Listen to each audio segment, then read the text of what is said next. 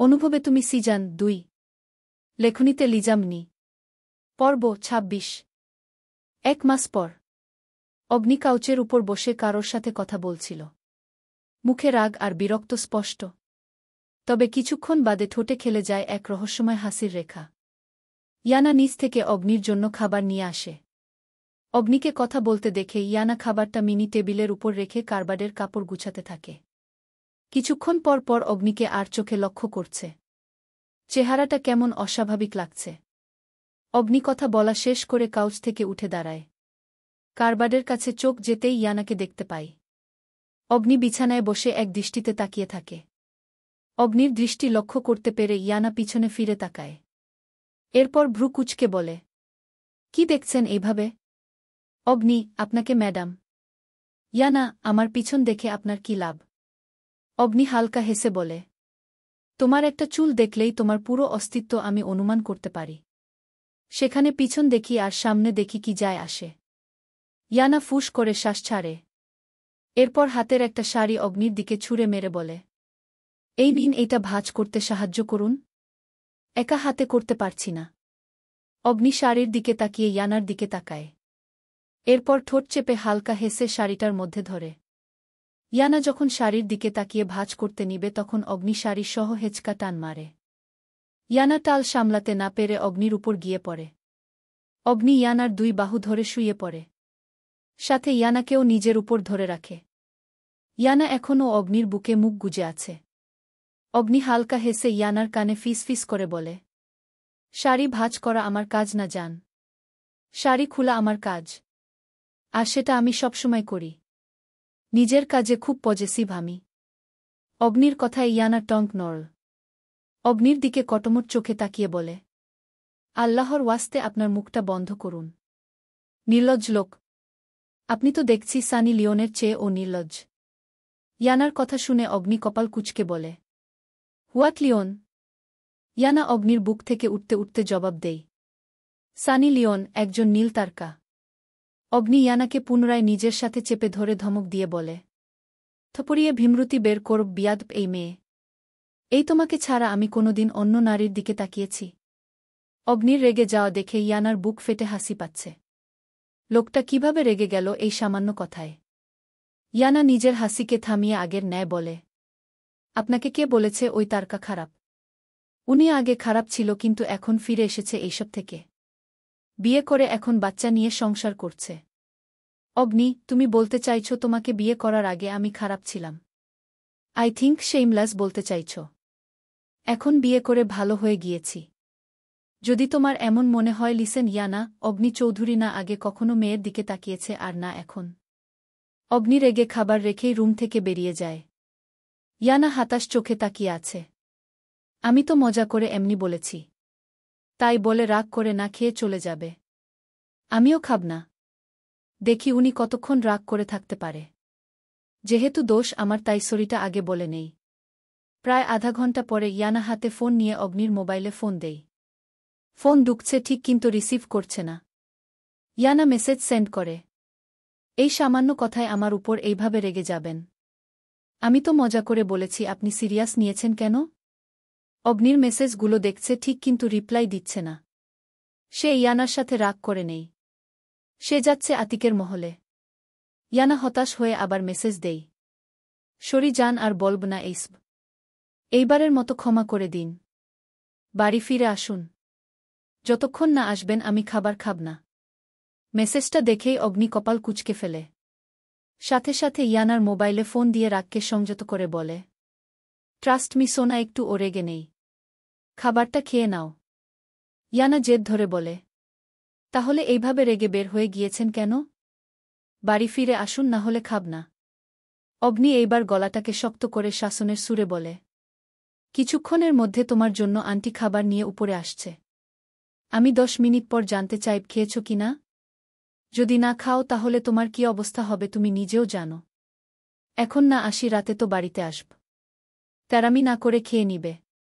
না হলে তোমার পুরো সর্বাঙ্গ জুড়ে আমার রাজত্ব চলবে আর তুমি চিৎকার করতে বাধ্য হবে। তাই যা বলছি তাই করো যান। আমাকে তুমি এখন ও 10 চিনো আর 90 ওই আমি তোমার কাছে অপরিচিত। কাজে আটকা পড়ে গিয়েছি তাই যেতে পারছি না। নিজের খেয়াল রাখো। ইয়ানা মোবাইল কানে নিয়ে তবদা লেগে বসে আছে। সামান্য কয়টা বাক্যে কয় ধরনের রং ধারণ করেছে উনি। এই ধমক দিয়েছে, এই আবার হুমকি, এই আবার আদর, ভালোবাসা। গিরগিটি। উনাকে কি আমি আসলেই চিনি না? এতটা অপরিচিত উনি আমার কাছে, কিন্তু কেন? এক বিশাল বিলাসবহুল ভিলা বা পেন্টহাউসের মিনি রাজপথের মতো সাজানো। পুরো স্থানটি ডিজাইন করা হয়েছে অত্যন্ত যত্ন সহকারে, যেখানে চমৎকার সাজসজ্জা, সিল্কের পর্দা এবং মার্বেল ফ্লোরিং এক রাজকীয় পরিবেশ তৈরি করেছে। একটি বিশাল কাঠের টেবিল, যার উপরে সোনালি ফলক, শেক্সপিয়ান ঘরানার ছোট, প্রাকৃতিক কাঠের মূর্তি আর বিশাল সোনালি আলোকিত ঝুমঝুমি ঝুলছে। আতিক আর রানবীর নিজের সিটটি বেছে নিয়েছে ভিলার সেন্ট্রাল পয়েন্টে, যেখানে গ্লাসের বিশাল জানালা দিয়ে বাইরের শহরের ঝলমলে আলো দেখা যায়। জানালাগুলো এমনভাবে সাজানো যেন তার চোখের সামনে সমস্ত পৃথিবী নিয়ন্ত্রণে, এবং সে যেখানেই তাকাবে সেখানেই শক্তি এবং আধিপত্য অনুভব হবে। শোভিত সোনালি ফার্নিচার, মোটা সিল্কের কুশন এবং সাদা রঙের কার্পেট সর্বত্র বিলাসিতা ছড়িয়ে আছে। অগ্নি এসে আর্কিড কালারের এক লেদারের চেয়ারে বসে, এরপর পা মৃদু করে উপরে তুলে রাখে, যেন সে স্বাচ্ছন্দ্যেই বসে আছে এবং তার শরীর পুরোপুরি শান্ত। সামনে রাখা টেবিলে কিছু সিগার, সেরা কনিয়াকের বোতল, ওয়াইন এবং নানান ধরনের বিলাসবহুল প্রোডাক্ট ছড়িয়ে ছিটিয়ে রয়েছে। অগ্নি ওয়াইনের বোতল থেকে এক গ্লাস ওয়াইন নিয়ে আরিফের দিকে তাকিয়ে বলে, কিরে আরিফ, দাঁড়িয়ে আছিস কেন? মিষ্টি দে সবাইকে। আরিফ আর আতিক অগ্নির ভাবমূর্তি বুঝার চেষ্টা করে বলে, মিষ্টি কেন খাওয়াচ্ছ? তা ও আবার তুমি বাবা হচ্ছ নাকি? অগ্নি বাঁকা হেসে বলে, আরে ভাই, কি যে বলো না, এইসব কথা কি আর বলা যায় নাকি? আমার তো লজ্জার ব্যাপার আছে, তাই না? এখন ও বাবা হওয়ার প্রসেসিং শুরু করিনি। শুরু করি, এরপর জানাব। পাশের থেকে আরিফ হালকা কেসে উঠে। এক বাক্যে বলছে লজ্জা লাগছে, আরেক বাক্যে নিজেই নির্লজ্জ কথা বলছে। রানবি, তুই না বউ মানিস না তাহলে? অগ্নি নিজেকে গুছিয়ে বলে, আমাকে আর ভালো হতে দিবে না ভাই তোমরা? বউ না মানি বিয়ে তো হয়েছে নাকি? পুরুষ মানুষ আমি বিয়ে করা বুকে দেখে আটকাতে পারব নাকি? আশ্চর্য! তুমি নিজেও তো বিয়ে করেছ, অথচ হাজারটা মেয়ের সাথে রাত কাটিয়ে। আমি তো কারোর সাথে রাত কাটাইনি, এখন বুকে যদি ছেড়ে দেই তাহলে কিভাবে হবে বলো? বউ যখন আমার সামনে ঘুরঘুর করে, বিশ্বাস করো ভাই, ভিতরে এক পুরু। রানবীর কেসে বল, হয়েছে তোর এইসব কাহিনী বলতে হবে না। অগ্নি একদম শান্ত, কিন্তু ভিতরে হিংস্র কুটিল হাসছে। আরিফ নিজের স্যারকে দেখছে। এতটা ঠোঁটকাটা তো স্যার ছিল না। এই লোক তার স্যার তো। অগ্নি, ভাই, আমার মনে হয় রায়হান এক অনেক বড় দলের সাথে হাত মিলিয়েছে। দেখবা ওর ও জনির মতো অবস্থা হবে। মৃত্যু ওর খুব সন্নিকটে ভাই। লাস্টের কথাটা অগ্নি গম্ভীর হয়ে বলে। রানীবীর, সন্নিকটে মানে? কি বলতে চাইছিস? অগ্নি, আমি কি বলব, আমি জাস্ট অ্যালার্ট করতে এসেছি। তোমার ছেলে তো গুম হয়ে বসে আছে। কার ভয়ে বলো তো? সেই ব্যক্তির ভয়ে। সে বুঝে গিয়েছে তার মরণ খুব নিকটে। বারণ করেছিলাম হাত মিলিয়ে নিজেকে দুর্বল করিস না, কিন্তু শুনেনি। এখন নিয়তি জানে ওর সাথে কি হবে। রানবীর একটু ভয় পেলেও বুক ফুলিয়ে বলে, জনি দুর্বল ছিল তাই ওকে সহজে বিদায় করতে পেরেছে। কিন্তু রায়হান হাজার গুণ শক্তিশালী আর বুদ্ধিমান, ওর কিছু করতে পারবে না। রানবীরের কথা শুনে অগ্নি রহস্যময় হাসি দিয়ে আরিফের দিকে তাকিয়ে ধমক দিয়ে বলে, মিষ্টি নিয়ে এইভাবে খাম্বার মতো দাঁড়িয়ে থাকার জন্য তোকে এনেছি। মিষ্টি দিচ্ছিস না কেন? আরিফ অগ্নির ধমক খেয়ে মিষ্টি নিয়ে ওদের সামনে রাখে। সবাই এক এক করে মিষ্টি খায়। অগ্নি এইবার উঠে বলে, তাহলে এখন আমি আসি ভাই। এরপর গাড়িতে গিয়ে বসে রেগে গম্ভীর হয়ে বলে, তোর ছেলের দিন শেষ রানবীর। তোকে মিষ্টি খাইয়ে অগ্রিম বার্তা জানিয়ে গেলাম। যদি ভুলেও তোর ছেলে আমার বাড়ির আশেপাশে আসে তাহলে এমন মৃত্যুদ্বীপ যা কল্পনা ও কেউ করেনি। আকাশে মেঘ জমা হয়েছে। রাত 10টার কাছাকাছি। ইয়ানা বাড়িতে কথা বলে অগ্নির জন্য অপেক্ষা করছে। এই যে না খেয়ে বেরিয়ে গেছে, আর কোনো খবর নেই। ইয়ানা হাঁটাহাঁটি করে বেলকনিতে চলে যায়। মেঘলা আকাশে চাঁদের আলো ছড়াচ্ছিল। ইয়ানা তাকিয়ে আছে সেই আকাশের দিকে। হঠাৎ কারোর উষ্ণ নিঃশ্বাস ঘাড়ের উপর পেয়ে আটকে উঠে। পর মুহূর্তে বুঝতে পারে লোকটি কে।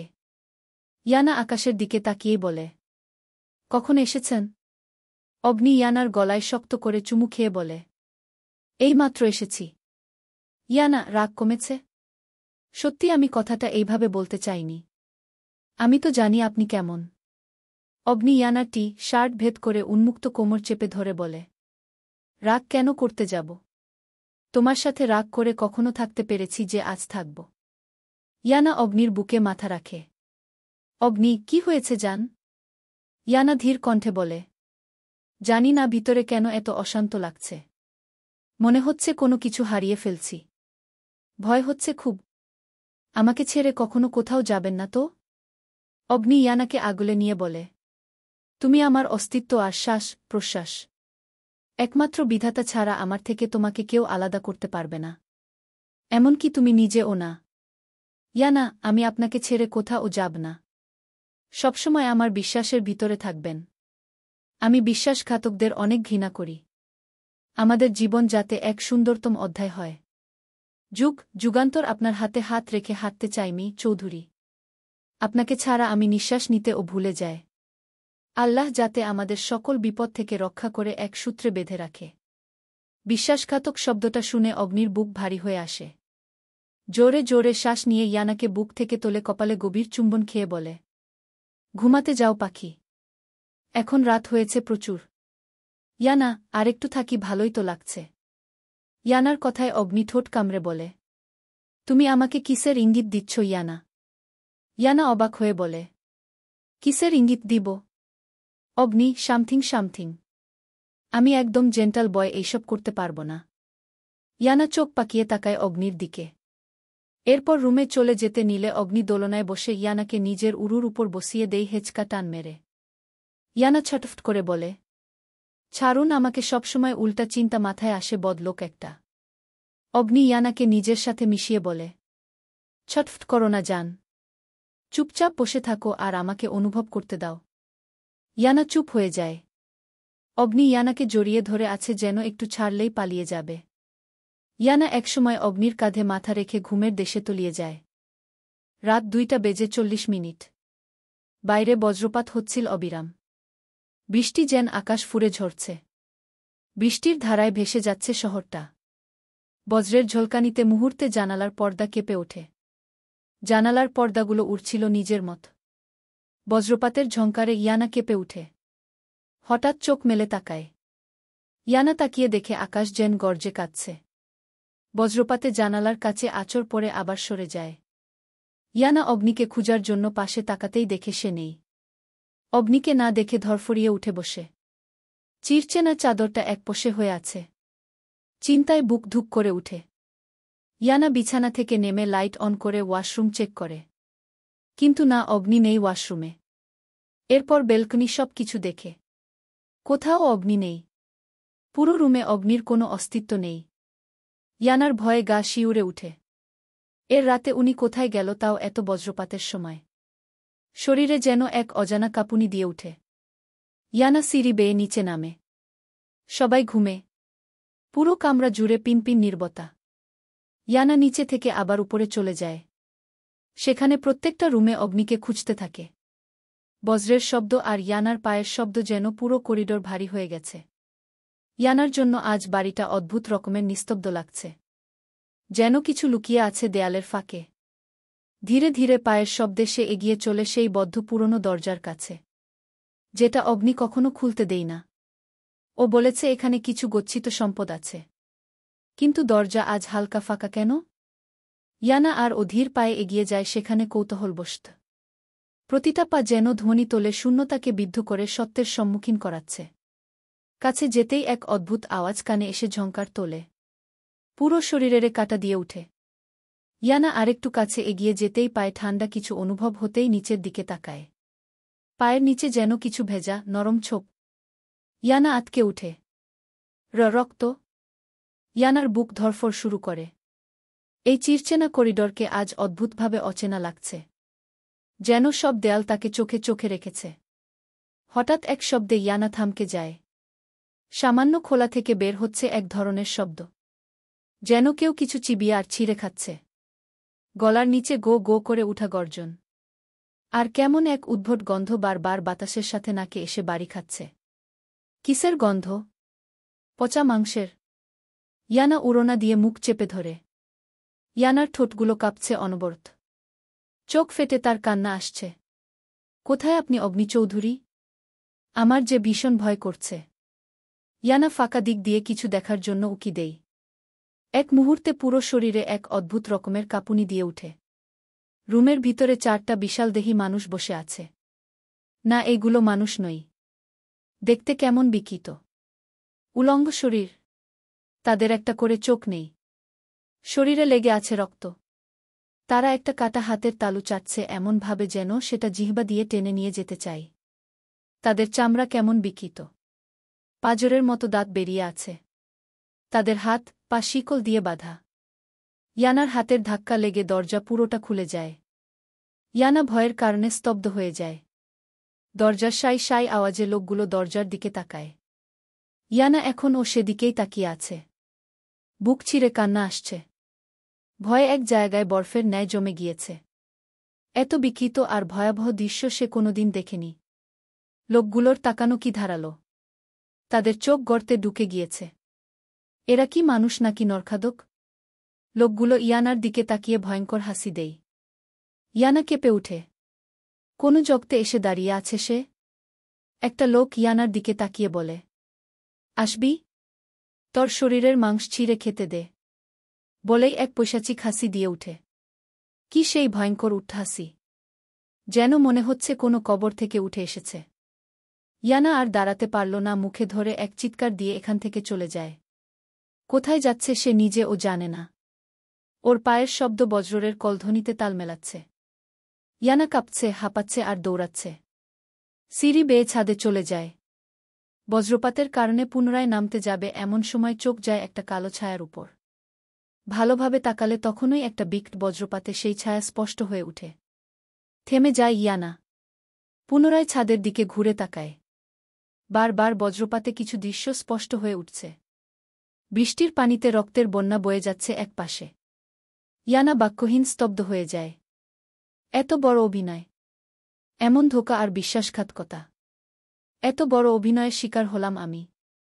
হঠাৎ চলবে অনুভবে তুমি সিজন 2 লেখনীতে লিজামনি পর্ব 27। ইয়ানা আর দাঁড়াতে পারল না, মুখে ধরে এক চিৎকার দিয়ে এখান থেকে চলে যায়। কোথায় যাচ্ছে সে নিজেও জানে না। ওর পায়ের শব্দ বজ্রের কলধ্বনিতে তাল মেলাচ্ছে। ইয়ানা সিঁড়ি বেয়ে ছাদে চলে যায়। বজ্রপাতের কারণে পুনরায় নামতে যাবে এমন সময় চোখ যায় একটা কালো ছায়ার উপর। ভালোভাবে তাকালে তখন ওই একটা বিকট বজ্রপাতে সেই ছায়া স্পষ্ট হয়ে উঠে। থেমে যায় ইয়ানা। পুনরায় ছাদের দিকে ঘুরে তাকায়। বারবার বজ্রপাতে কিছু দৃশ্য স্পষ্ট হয়ে উঠছে।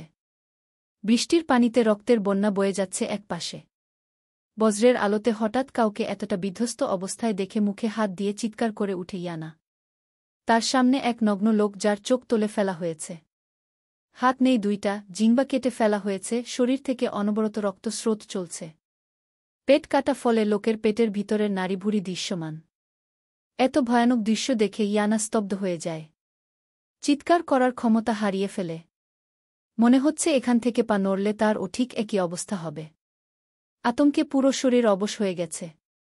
মনে হচ্ছে পুরো পৃথিবী ঘুরছে। ইয়ানা লাশটার থেকে দৃষ্টি সরিয়ে সামনে থাকা ব্যক্তিটির দিকে তাকায়। তার হাতে এক ধারালো ছুরি। পুরো হাত রক্তাক্ত হয়ে আছে। এক হিংস্র চাহনি দিয়ে ওর দিকে তাকায়। মনে হচ্ছে চোখ দিয়ে আগুনের লাভা বের হচ্ছে। তাকে দেখে লোকটি খুব বিরক্ত হয়। ইয়ানা ব্যক্তিটিকে দেখে আর নিজেকে ধরে রাখতে পারেনি। মুখে হাত দিয়ে দুপা পিছিয়ে যায়। এক দৃষ্টিতে তাকিয়ে আছে সেই ভয়ানক মানবটার দিকে। এক সময় ইয়ানা নিজের ভারসাম্য হারিয়ে ঢেলে পড়ে। কিন্তু পড়ে যাওয়ার আগেই এক শক্তপোক্ত হাত ওকে আঁকড়ে ধরে। ইয়ানা চোখ বন্ধ করার আগে পর্যন্ত লোকটার মুখটার দিকে তাকায়। এরপর স্রোতবিহীন জল গড়িয়ে পড়ে চোখ বেয়ে। শুধু অস্ফূর্ত ভাষায় বলে, আপনি আমার স্বামী নন। আপনি তো মানুষ ওই নন ঘে। এরপর পুরো দুনিয়া অন্ধকার করে ইয়ানা চোখ বন্ধ করে ফেলে। অগ্নি ইয়ানার দিকে কিছুক্ষণ শান্ত চাহনিতে তাকিয়ে থাকে। ইয়ানার মুখের দিকে তাকিয়ে মুহূর্তের মধ্যে চোখ মুখ শক্ত করে ফেলে। ইয়ানা কি তাকে এখন ছেড়ে চলে যাবে? যদি এমন হয় তাহলে অগ্নি চৌধুরী তো বসে থাকবে না। এই মেয়ে ছাড়া তো আমি নিঃশ্বাসও নিতে পারি না। অগ্নি কাউকে ইশারা করে ইয়ানাকে পাজা কোলে তোলে নেই। সকালে ইয়ানা চোখ মেলে তাকায়। মাথাটা এখনও ভারী হয়ে আছে। মাথায় আলতো চাপ দিয়ে উঠে বসে। মুহূর্তের মনে পড়ে যায় রাতের সেই ঘটনা। রুমে তালাবদ্ধ ছিল 4 জন লোক। কেমন হিংস্রভাবে তাকাচ্ছিল তার দিকে। ইয়ানা শক্ত করে বিছানার চাদর খামচে ধরে। মনে হচ্ছে এটা কোনো বাড়ি না, একটা মিতপুরি। ইয়ানার গলা শুকিয়ে আসছে। কপালে বিন্দু বিন্দু ঘাম জমা হয়ে গেছে। ইয়ানা চারদিকে একবার চোখ বোলাতেই দেখতে পায় অগ্নি তার পাশেই শান্তভাবে বসে আছে। মনে হচ্ছে এতক্ষণ তাকেই পর্যবেক্ষণ করছিল। কাল রাতে সে যেই অগ্নি চৌধুরীকে দেখেছে তার সাথে আজকের অগ্নি চৌধুরীর কোনো মিল নেই। সে দেখেছে কাল রাতে অগ্নির সেই হিংস্র চোখজোড়া কিভাবে বিকৃত খুন করছিল। যাকে সে ভালোবাসত নিজের থেকে ও বেশি বিশ্বাস করত সে এক বিকৃত খুনি। কারোর কলিজা কেটে হাতে নিয়েছে। ওই বন্ধ দরজার লোকগুলো কারা? উনি তো বলেছিল কারোর গচ্ছিত সম্পদ। তাহলে ওরা কারা? হুট করে মনে পড়ে যায় অগ্নি কি এই নামটার কথা। একজন গ্যাংস্টার মাফিয়া, যার আতঙ্কে সবাই আতঙ্কিত হয়ে থাকে। তাহলে উনি কি সেই অগ্নি চৌধুরী? ইয়ানার মস্তিষ্কের প্রতিটি নিউরন কাজ করা বন্ধ করে দিয়েছে। যাকে সে জীবনের চেয়েও বেশি ভালোবাসে সে একজন মাফিয়া। যেই মাফিয়াদের ইয়ানা বিষাক্ত এক কীট মনে করে সমাজের। না, এটা হতে পারে না। ইয়ানাকে এইভাবে বিড়বিড় করতে দেখে অগ্নি এইবার ইয়ানার পাশে গিয়ে বসে। ইয়ানার ভিতরে এক প্রকার ভয়। অগ্নিকে সে সহ্য করতে পারছে না। অগ্নি ইয়ানাকে ছুতে গেলে ইয়ানা দূরে সরে যায়। ইয়ানার দূরে সরে যাওয়া অগ্নির একদম পছন্দ হয়নি। রাগে হাত মুষ্টিবদ্ধ করে ফেলে। কিন্তু সে রাখতে চায় না। ইয়ানা এইবার ডুকরে কেঁদে উঠে। আজ অগ্নি তাকে আটকায় না। সে চাচ্ছে ইয়ানা কাঁদুক। ইয়ানা অশ্রু নয়নে অগ্নির দিকে তাকায়। সেই চাহনে অগ্নির হৃদয়কে ছিন্ন বিচ্ছিন্ন করে তুলে। মুহূর্তেই অশান্ত হয়ে পড়ে ওর মন। ইয়ানার সেই করুণ চাহনি সহ্য করার মতো ক্ষমতা নেই তার।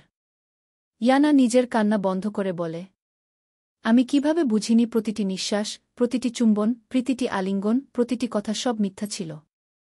সব তাহলে এক রক্তাক্ত নাটকের অংশ ছিল। নাকি নিজেই নিজেকে অন্ধ করে রেখেছিলাম? সবকিছু চোখের সামনে ছিল কিন্তু আমি দেখতে পাইনি। নাকি সত্যিটা কখনো জানতে চাইনি? কারণ সত্যি জানলে আমার স্বপ্নগুলো ছিন্নবিচ্ছিন্ন হয়ে যেত। ঠিক যেভাবে কাল রাতে হয়েছে। অগ্নি নীরব। একদম শান্ত চাহনিতে ইয়ানার দিকে তাকিয়ে আছে। অগ্নির চাহনি দেখে ইয়ানা চোখের পানি মুছে তাচ্ছিল্য হাসি দিয়ে বলে, যার বাহুতে আমি নিরাপদ ছিলাম বলে ভাবতাম অথচ সেই বাহু কারোর গলা টিপে ধরেছে। যেই আঙ্গুল ধরে তার সাহায্য পুরো জীবন কাটা ভেবেছিলাম সেই আঙ্গুল কারোর রক্তে রঞ্জিত হয়েছিল। এ কেমন বেড়াজালে আবদ্ধ হলাম আমি। ভালোবাসা যদি ছুরির মতো হয় তাহলে আমাকে সেই ভালোবাসা নিখুঁতভাবে কেটেছে একদম নিঃশব্দে। ইয়ানার চোখ দিয়ে অনবরত পানি পড়ছে। সে এখনও মানতে পারছে না কিছু। ইয়ানার কথা শুনে অগ্নি গম্ভীর গলায় বলে, তোমাকে আমি ইচ্ছে করেই কিছু জানাইনি। জানতাম তুমি ভেঙে পড়বে। তোমাকে আঘাত দিতে চাইনি। তোমাকে নিয়ে বাঁচতে চেয়েছিলাম আমাদের এক আলাদা রাজ্যে। কিন্তু তুমি আমায় দেখো ফেলেছ। এখন জানো আমি কে? ইয়ানা চাদর খামচে ধরে শক্ত করে। মন বলছে এইসব স্বপ্ন ঘুম ভাঙলে সব শেষ।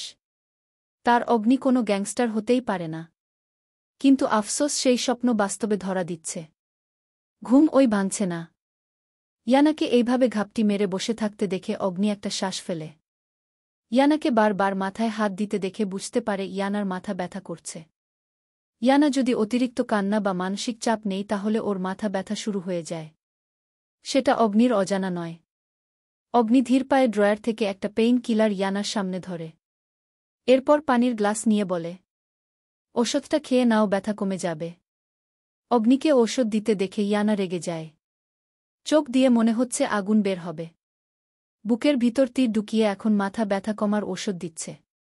ইয়ানা নিজের রাগটাকে দমিয়ে রাখতে না পেরে অগ্নির হাতে থাকা গ্লাসটা ফেলে দেয়। ইয়ানার এমন কাণ্ডে অগ্নি অবাক। এই প্রথম ইয়ানাকে সে এত রাগতে দেখেছে। কিন্তু ইয়ানার এইভাবে গ্লাস ফেলে দেওয়াটা ওর মোটেই পছন্দ হয়নি। ইয়ানা এইবার চিৎকার করে কেঁদে উঠে। অগ্নির শার্ট নিজের হাতে চেপে ধরে বলে, সহ্য করতে পারছি না অগ্নি চৌধুরী। বিশ্বাস করতে পারছি না আমার ভালোবাসা আমার স্বামী একজন খুনি। আমার শরীরে যে প্রথম স্পর্শ করেছে সে কারোর চোখ তুলে নিয়েছে। আমাকে যে মিষ্টি ভালোবাসায় আলিঙ্গন করত সে কারোর বুকে ছুরি চালিয়েছে। যার প্রতিটা ধমক আমি শাসন রূপে ভেবে নিতাম সে কারোর শরীর ছিন্নবিচ্ছন্ন করেছে। যাকে এক মুহূর্ত দেখার জন্য তৃষ্ণার্তদের মতো হয়ে থাকতাম সে কারোর গলা কেটে দিয়েছে। কলিজা ছিঁড়ে যাচ্ছে আমার। মনে হচ্ছে আমার দেহের ভিতরে কেউ বিষাক্ত সূচ গেঁথে দিয়েছে। বাজেভাবে আমাকে ভেঙে দিয়েছেন আপনি মি। অগ্নি চৌধুরী একদম নিখুঁতভাবে। অগ্নি ইয়ানার মাথাটা নিজের সাথে চেপে ধরে। কিন্তু ইয়ানা অগ্নির থেকে ছিটকে দূরে সরে যায়। এক প্রকার ক্রোধ নিয়ে বলে, ছোবেন না আপনি আমায়। এক পশু আমাকে ছোঁয়ার কোনো অধিকার নেই। যদি জানতাম ভালোবাসা এইভাবে আঘাত করে তাহলে আমি সেই ভালোবাসার সমাপ্তি ঘটাতাম। আপনার স্পর্শে এতদিন এক শান্তি অনুভব করতাম কিন্তু এখন সেই স্পর্শে রক্তের গন্ধ পাচ্ছি। ঘৃণা করছে আপনাকে দেখে। অগ্নি চোখ বন্ধ করে দুহাত মুঠোই করে ফেলে। এরপর একদম ধীরে ইয়ানার কাছে এসে দাঁড়ায়। ইয়ানা ঘৃণায় চোখ ফিরিয়ে নেই। অগ্নি ইয়ানাকে পর্যবেক্ষণ করতে থাকে। যেই চোখে সে এতদিন ভালোবাসা দেখতে পেত সে চোখে আজ এত ঘৃণা। যে এক মুহূর্তে অগ্নিকে কাছে পাওয়ার জন্য পাগলামি করত সে আজ নিজের দৃষ্টি ফিরিয়ে নিচ্ছে। যেই স্পর্শের জন্য সে মরিয়া হয়ে থাকত আজ বলছে সে স্পর্শ তার কাছে ঘৃণিত। কিন্তু কেন? ওই লোকগুলোর জন্য? কিন্তু আমার বউ বাহিরের লোকদের জন্য এত দরদ দেখাচ্ছে কেন? তাও আবার আমাকে ঘৃণা করে। ইয়ানা বাহিরের ব্যক্তিদের জন্য ভালোবাসা দেখাচ্ছে নিজের স্বামীকে উপেক্ষা করে। শান্ত চোখগুলো আবার ও অশান্ত হয়ে পড়ে। হিংস্রভাবে তাকায় সে ইয়ানার দিকে। ইয়ানা সরে যেতে চাইলে অগ্নি ইয়ানার হত ধরে চিবুক চেপে ধরে। এতটা জোরে ধরেছে মনে হচ্ছে ইয়ানার গাল ছিঁড়ে যাচ্ছে। ইয়ানা ব্যথায় চোখমুখ খিচে ফেলে। কিন্তু সে ও একইভাবে তেজি চোখে অগ্নির দিকে তাকায়। অগ্নি ইয়ানার চিবুক চেপে ধরে দাঁতে দাঁত পিষে বলে, কার জন্য দরদ দেখাচ্ছিস তুই? ওই জানোয়ারগুলোর জন্য। সাহস কি করে হয় আমাকে উপেক্ষা করার বিয়াদ মেয়ে? ইয়ানা অগ্নির দিকে তাকিয়ে মেকি হাসি দিয়ে বলে, জানোয়ার কি আপনি কোনো দিক দিয়ে কম? তাহলে আপনি কেন বেঁচে আছেন? ইয়ানার কথা শুনে অগ্নি হালকা স্তব্ধ হয়ে যায়। ইয়ানার চিবুক থেকে হাত নামিয়ে নমনীয় সুরে বলে, মরার ভয় আমার কোনো কালেই ছিল না। কিন্তু তুমি আমার জীবনে আছো তাই মরা শব্দটা আমার কাছে এক অভিশাপের মতো। বাঁচতে চাই আমি তোমার সাথে অনেক বছর। আমি যা করি সব নরকের জন্য। কিন্তু যদি অনুভবের তীব্রতা বলো তাহলে সেটা তুমি। আমি হয়তো খুনি কিন্তু তোমার জন্য আমার আসক্তি আর অনুভব কখনো মিথ্যে ছিল না। ইয়ানা অগ্নির কথাগুলো মনোযোগ দিয়ে শুনে। অগ্নির দিকে তাকিয়ে ওর পুরো মুখে হাত বোলায় আর চোখ দিয়ে গড়িয়ে পড়তে থাকে অজস্র জলকণা। কিন্তু পরমুহূর্তে মনে পড়ে যায় অগ্নি অন্ধকারে ভিতরে ভেসে উঠা ভয়ানক মান। চোখে আবার ও সেই ঘৃণা।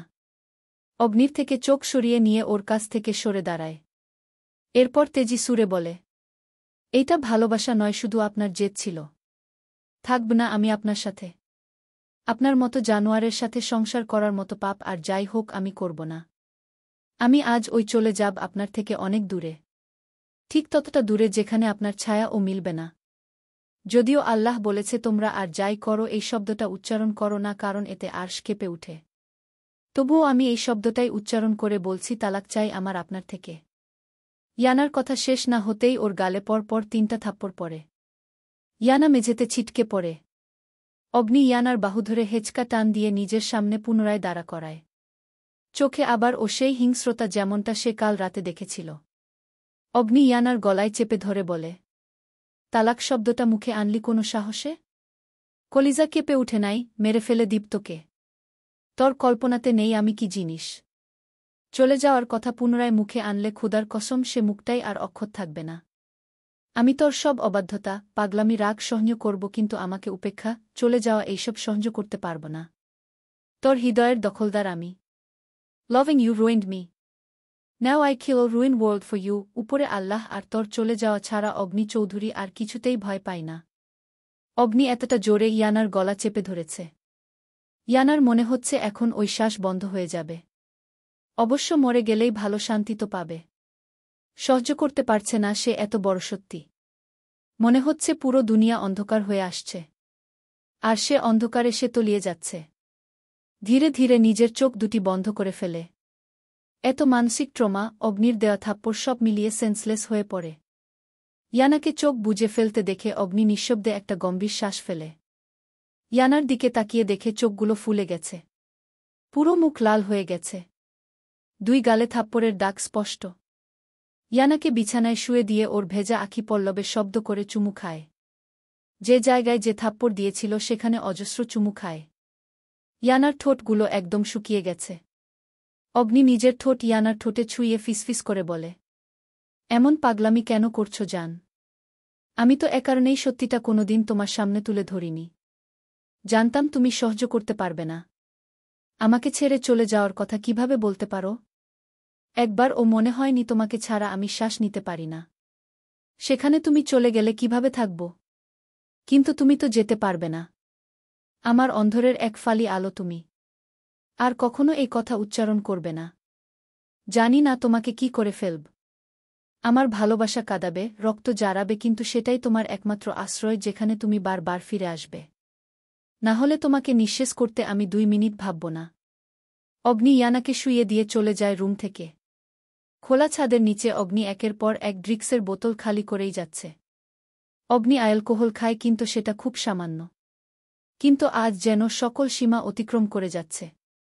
ইউবি আর রায়ান অগ্নির পাশে গিয়ে বসে। অগ্নির চোখ জোড়া মাত্রাধিক লাল হয়ে আছে।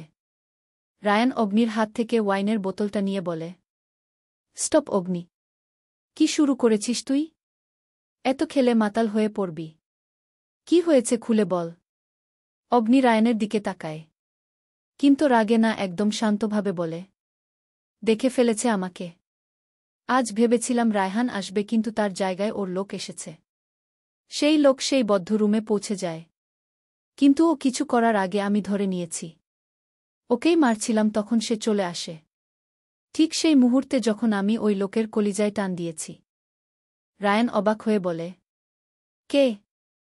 কে দেখে ফেলেছে? কার কথা বলছিস তুই? অগ্নি, ইয়ানা। ইউবি আর রায়ান স্তব্ধ হয়ে বলে, হোয়াট? কিন্তু তুই বাড়ির ভিতরেই মারতে গেলি কেন? জানতাম একদিন এমন কিছুই হবে। কি করছে ও এখন?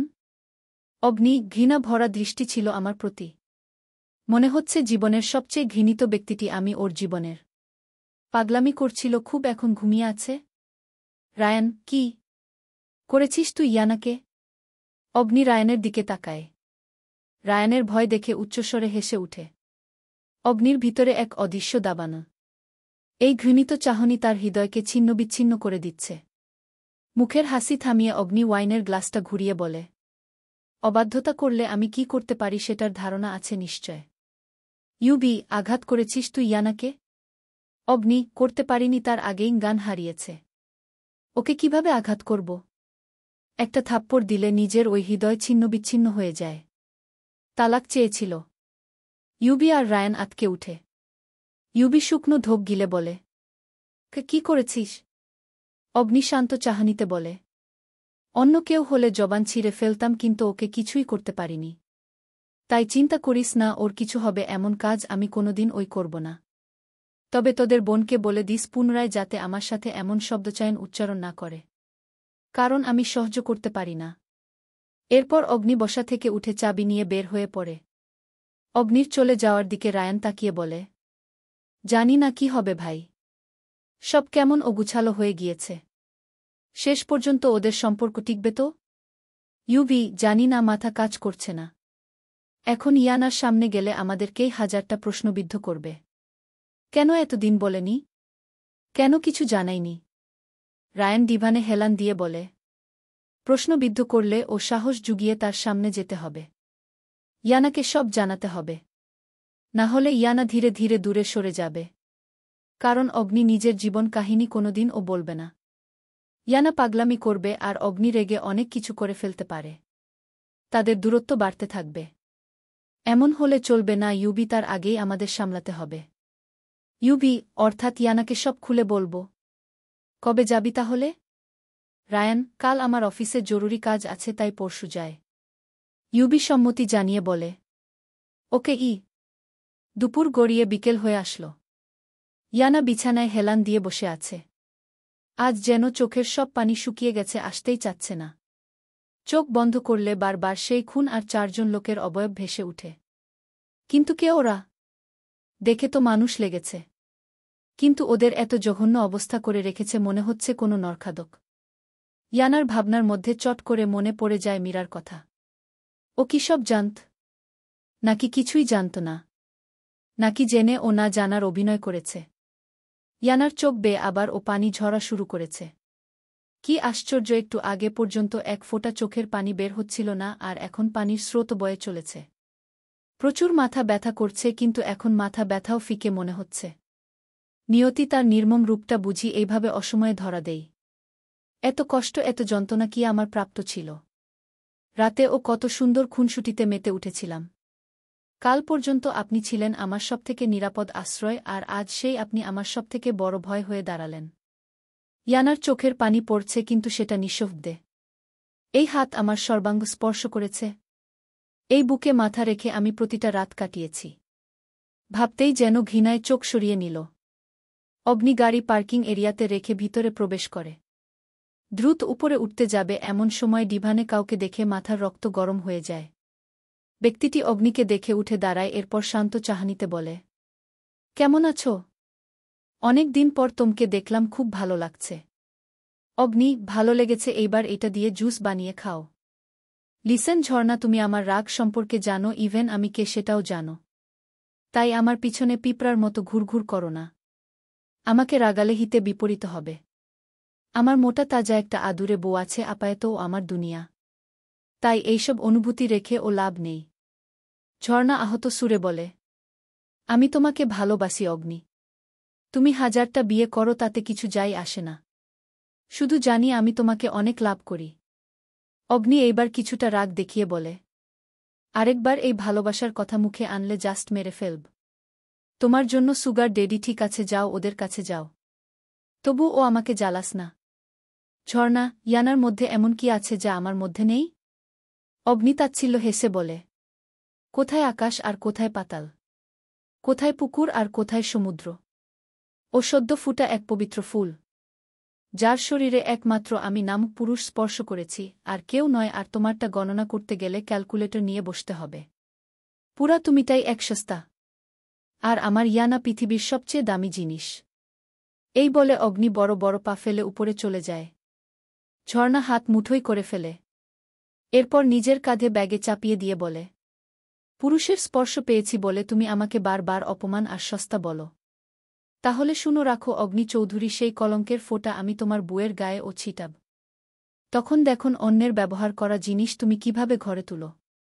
এরপর ঝর্ণা এক প্রকার তেজ দেখিয়ে বাড়ির ভিতর থেকে বেরিয়ে আসে। অগ্নি দরজার সামনে যেতেই দেখে সবগুলো গার্ড মাথা নিচু করে দাঁড়িয়ে আছে। অগ্নিকে দেখতে পেয়ে কাজের আন্টি বলে, আপনি চলে যাওয়ার পর থেকে খাবার খাওয়ার জন্য জোর করছি, কিন্তু একটা দানা ও মুখে তুলে না। এইভাবে চলতে থাকলে অসুস্থ হয়ে পড়বে। কথাটা শুনে অগ্নি চোয়াল শক্ত করে ফেলে। অগ্নি রুমের ভিতরে নত হয়ে থাকা ইয়ানার দিকে তাকায়, যে এই মুহূর্তে চাদর খামচে ধরে চোখ বন্ধ করে রেখেছে। সে অগ্নির উপস্থিতি টের পেয়ে জড়স্র হয়ে বসে। অগ্নি গার্ডের হাত থেকে খাবারের প্লেট নিয়ে রুম ঢুকে। তারপর ইয়ানার পাশে একটা চেয়ার টেনে বসে। এরপর চলবে অনুভবে তুমি সিজন 2, লেখনীতে লিজামনি, পর্ব 28। অগ্নি দরজার সামনে যেতেই দেখে সবগুলো গার্ড মাথা নিচু করে দাঁড়িয়ে আছে। অগ্নিকে দেখতে পেয়ে কাজের আন্টি বলে, আপনি চলে যাওয়ার পর থেকে খাবার খাওয়ার জন্য জোর করছি, কিন্তু একটা দানা ও মুখে তুলে না। এইভাবে চলতে থাকলে অসুস্থ হয়ে পড়বে। কথাটা শুনে অগ্নি চোয়াল শক্ত করে ফেলে। অগ্নি রুমের ভিতরে নত হয়ে থাকা ইয়ানার দিকে তাকায়, যে এই মুহূর্তে চাদর খামচে ধরে চোখ বন্ধ করে রেখেছে। সে অগ্নির উপস্থিতি টের পেয়ে জড়স্র হয়ে বসে। অগ্নি গার্ডের হাত থেকে খাবারের প্লেট নিয়ে রুম ঢুকে। এরপর দরজা লাগিয়ে ইয়ানার পাশে একটা চেয়ার টেনে বসে। চেয়ারে বসার পর ইয়ানার দিকে তাকায়, কপাল রাগে ভাঁজ করে রাখা। ইয়ানা অগ্নির অস্তিত্ব টের পেয়ে এক কোণে বসে। ঠোঁটগুলো শুকনো হয়ে আছে, চোখ ফলে গিয়েছে, 2 গালে আঙ্গুলের ছাপ স্পষ্ট। অগ্নি ইয়ানাকে পর্যবেক্ষণ করে দাঁতে দাঁত চেপে বলে, গোটা একটা দিন চলে যাচ্ছে, একটা দানাও মুখে তুলনি। মারতে চাও আমাকে নিজেকে দুর্বল করে দিয়ে? যেন গিয়াছ আমার দুর্বলতা, তাই না? তাকাও আমার দিকে ইয়ানা। ইয়ানা তাকায় না। খাটের পাশে আর ও চেপে বসে। ইয়ানার এমন কাহিনী দেখে অগ্নি ভয়াবহ আর ধীর কণ্ঠে বলে, ইয়ানা, তুমি জানো আমার নিয়ন্ত্রণ নেই। কতদিন না খেয়ে থাকবে? কতদিন নিজেকে শেষ করবে বলো তো? ঘৃণা করো, ঠিক আছে, সেটা তো আমাকে, তাহলে খাবার তোমাকে কি করেছে? আমার কাছে এসো। অগ্নি চেয়ার থেকে উঠে ইয়ানাকে ধরতে যাবে, এমন সময় ইয়ানা ছিটকে দূরে সরে যায়। এরপর অগ্নির দিকে তাকায় অশ্রু নয়নে। তার কণ্ঠ কাঁপছে কিন্তু চোখে আগুন নিয়ে বলে, আপনি কে? হ্যাঁ, আমার খাওয়া না খাওয়ার হিসেব রাখার? জীবনটা আমার আর শরীরটাও আমার, তাই আমাকে আমার মতো করে ছেড়ে দিন। আর আমাকে আপনার এই অপবিত্র হাত দিয়ে ভুলেও স্পর্শ করতে আসবেন না। অগ্নি নিজের রাগকে আর দমিয়ে রাখতে পারল না। ইয়ানার কটু কথা ওর সর্বাঙ্গ জ্বলে উঠে। হাতে থাকা খাবারের থালাটা এক ধাক্কায় ফেলে দিয়ে ইয়ানার চিবুক চেপে ধরে বলে, মেরে ফেলতি চাস আমাকে? তুই ছুরির আঘাত কর, আমি বুক পেতে রাখব। তুই আমার শরীরে এসিড ঢেলে দে, আমি তোর কাছে সর্বাঙ্গ সপে দিব, কিন্তু খবরদার তিক্ত কথা দিয়ে আমাকে তিলে তিলে মারিস না। এইসব কথা আমার কাছে ধারালো তীর, ছুরির আঘাত থেকেও কষ্ট দেয়। আর তোর শরীর? তুই ভুলে যাচ্ছিস আমি সেই ব্যক্তি যাকে তুমি বিছানায় স্বামী বলে গ্রহণ করেছিস। তখন আমার ছোঁয়া পবিত্র ছিল, আর এখন ঘৃণা হচ্ছে? হ্যাঁ। এতটা তিক্ততা আর বিষাক্ত অনুভূতি জন্মাতে কেন দিলি? এই তোর ভালোবাসা আর তোর পাগলামো, বল। ইয়ানা নাক মুখ খিচে রেখেছে। অগ্নির শক্ত হাতে ধরে রেখেছে চিবুক, ফলে তখনকার ব্যত্যুর জায়গা টনটন করছে বাজেভাবে। কিন্তু তবুও নিজের ব্যথাকে উপেক্ষা করে শক্ত চোখে বলে, পবিত্র ছিল, কারণ আমি জানতাম না আপনি প্রতিনিয়ত রক্ত দিয়ে হাত ধৌত করেন। তখন জানতাম না আপনি কারোর কলিজা টেনে নিয়ে আসেন। তখন জানতাম না আপনি একটা মানুষরূপী। অগ্নি ঠান্ডা চাহানিতে বলে, কি? ইয়ানা তাচ্ছিল্য হাসি দিয়ে বলে, নরপশু, জানোয়ার। অগ্নি ইয়ানাকে ছেড়ে দেই। হয়তো রাগ কমানোর জন্য স্তব্ধ হয়ে বসে। এরপর পুনরায় চেয়ারে বসে ইয়ানার দিকে তাকিয়ে বলে, এইসব সত্যি শুনে আমি অভ্যস্ত, কিন্তু তোমার মুখে শুনে একটু ভিতরে জ্বালা করছে এইটুই। এরপর অগ্নি দরজা খুলে একটা মেয়েকে আদেশ করে পুনরায় খাবার দিয়ে যাওয়ার জন্য। কিছুক্ষণের মধ্যে মেয়েটা খাবার নিয়ে আসে। অগ্নি খাবারের থালাটা হাতে নিয়ে টেবিলের উপর বসে। এরপর ধীর পায়ে বিছানায় গিয়ে আচমকা ইয়ানাকে হেঁচকা টানে নিজের উরুর উপর বসিয়ে বাহুবন্দী করে ফেলে। অগ্নির আলিঙ্গন পেয়ে ইয়ানা ছুটার জন্য ছটফট শুরু করে। ইয়ানা দাঁতে দাঁত চেপে তেজ দেখিয়ে বলে, ছাড়ুন আমাকে। আপনার সান্নিধ্যে আমার শরীর ঘিনঘিন করছে। অগ্নির আগে থালাটা শক্ত করে চেপে ধরে, কিন্তু মুখে হাসি দিয়ে বলে, কানাডার সবচেয়ে বড় ব্রোড্যান্ড পারসনস অব ইন্টারেস্ট এর পারফিউম আমি ইউজ করি জান। তাতেও যদি তোমার শরীর ঘিনঘিন করে তাহলে আমার পারফিউম চেঞ্জ করতে হবে। বলো বু, বলো, কোনো পারফিউম দিলে তোমার আর এমন লাগবে না? অগ্নির কথা শুনে ইয়ানা আর ও রেগে যায়। অগ্নির থেকে ছুটাছুটি করে সে ক্লান্ত। রাত থেকে মানসিক যন্ত্রণা আর কান্না, তার উপর এক গ্লাস পানি ও খায়নি, তাই কিছুটা দুর্বল হয়ে পড়েছে। ইয়ানা শান্ত হয়ে বলে, আগে নিজেকে পরিবর্তন করুন, তখন আর পারফিউম লাগবে না। অগ্নি এক চামচ খাবার তুলে ইয়ানার মুখের সামনে ধরে, কিন্তু ইয়ানা মুখ সরিয়ে নিয়ে বলে, খাব না আপনার হাতে, আপনার এই পাপের টাকায়। অগ্নি এক হাতে ইয়ানার থুতনি চেপে ধরে জোর করে মুখ খোলায়, এরপর জোর করে চামচটা ঠোঁটের ভেতর ঢুকিয়ে দেয়। ইয়ানা খোলার জন্য জুরাজুরি করতেই অগ্নি হুমকি দিয়ে বলে, ইয়ানা, আমি যেটা স্বাভাবিকভাবে না পাই সেটা জোর করতে জানি। খবরদার, যদি একটা দানা ও পড়েছে তাহলে আজ সারারাত ছাড় পাবে না। যদি খাবার বের করে ফেলো তাহলে সারারাত রাজত্ব চালাব আমার দখলে নিয়ে। তাই এলার্ট দিচ্ছি, চুপচাপ খেয়ে নাও, আমাকে বাধ্য করো না। ইয়ানা থমকে যায়। অশ্রু চোখে অগ্নির দিকে তাকায়। অগ্নি বাঁকা হাসি দিয়ে ইশারা করে গিলে ফেলতে। ইয়ানা স্তব্ধ হয়ে যায়। অগ্নি দিচ্ছে আর ইয়ানা অনুভূতিহীনভাবে শুধু গিলে যাচ্ছে।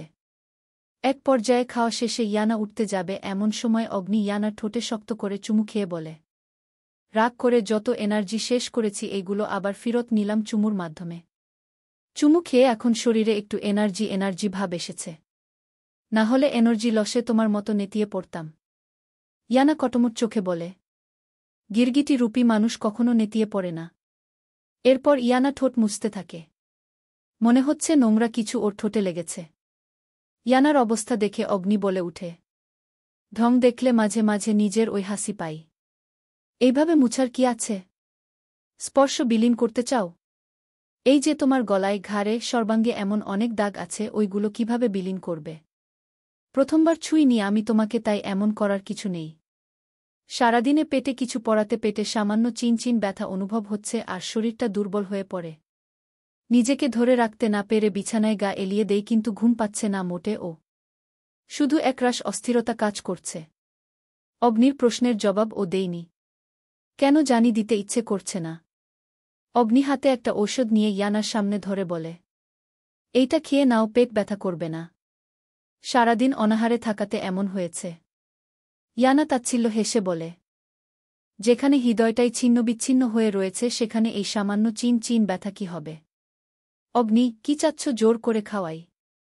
তোমাকে আমার হাতে খেতেই হবে। তুমি আমার স্ত্রী, আমার দায়িত্ব।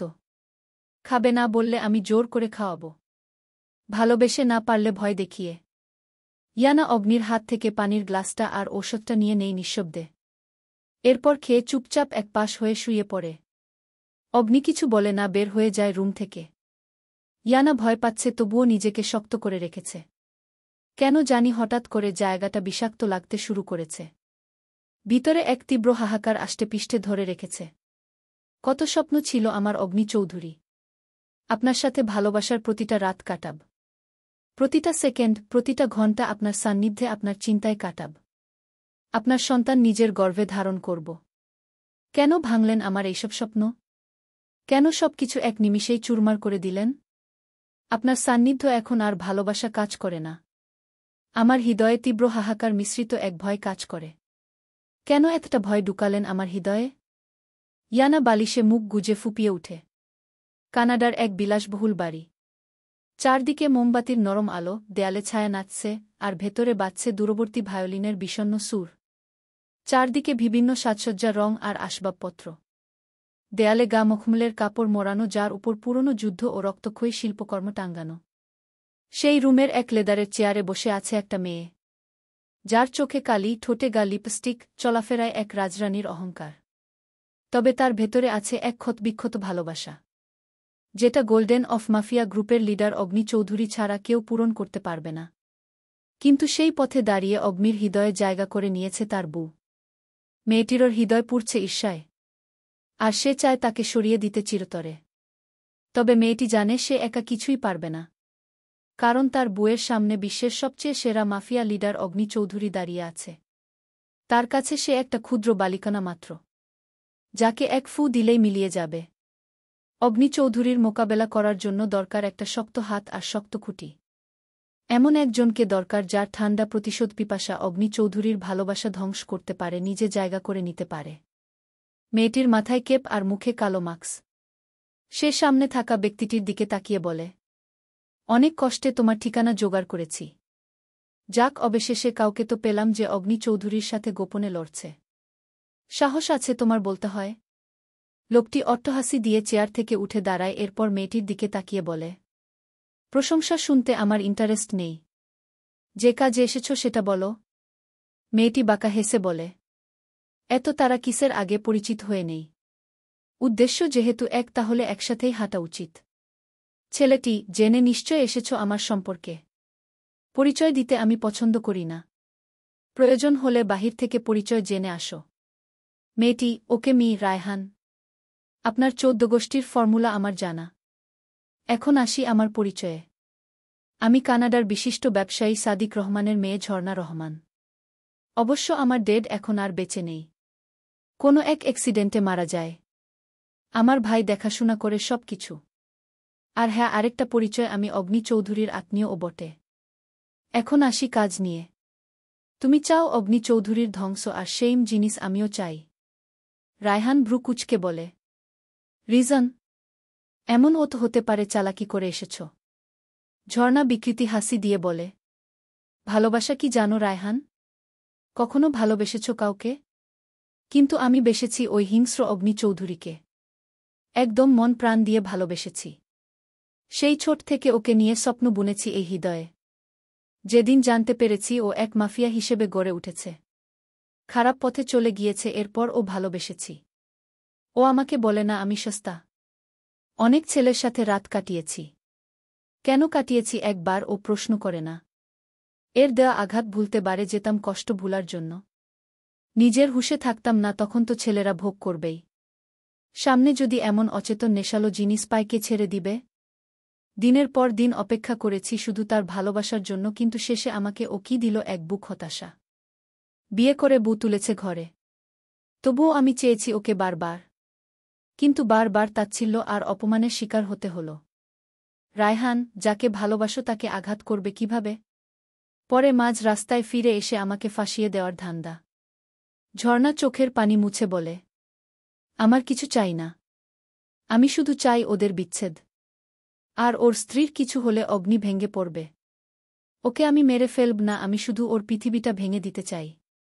ওকে এমন জায়গায় নিয়ে যেতে চাই যেখানে ও শুধু আমার ছায়া খুঁজে বেড়াবে। ওকে আমি ভালোবাসার নামে ধ্বংস করব। রায়হান কুটিল হাসি দিয়ে বলে, তুমি ওকে ভালোবাসো আর আমি ওকে ঘৃণা করি। দুজনের লক্ষ্য এক, অগ্নি চৌধুরীকে ভাঙা আর হচ্ছে নিঃস্ব করে দেওয়া। আবার ও বলছি, অগ্নি চৌধুরীর বিরুদ্ধে রুখে দাঁড়াতে পারবে তো? ঝর্ণা, সবাই না হয় ভালোবেসে নিজের জীবন দান করে, আমি না হয় সেই ইতিহাস পাল্টিয়ে ভালোবেসে খারাপ হলাম। সবাইকে যে ভালো হতে হবে তার তো কোনো কথা নেই। ভালোবেসে খারাপ কয়জন হতে পারে বলো? রায়হান বাঁকা হাসে। ঝর্ণা কিছু একটা ভেবে বলে, অগ্নি চৌধুরী জানে তুমি ওর শত্রু, তবুও তোমাকে কেন বাঁচিয়ে রেখেছে?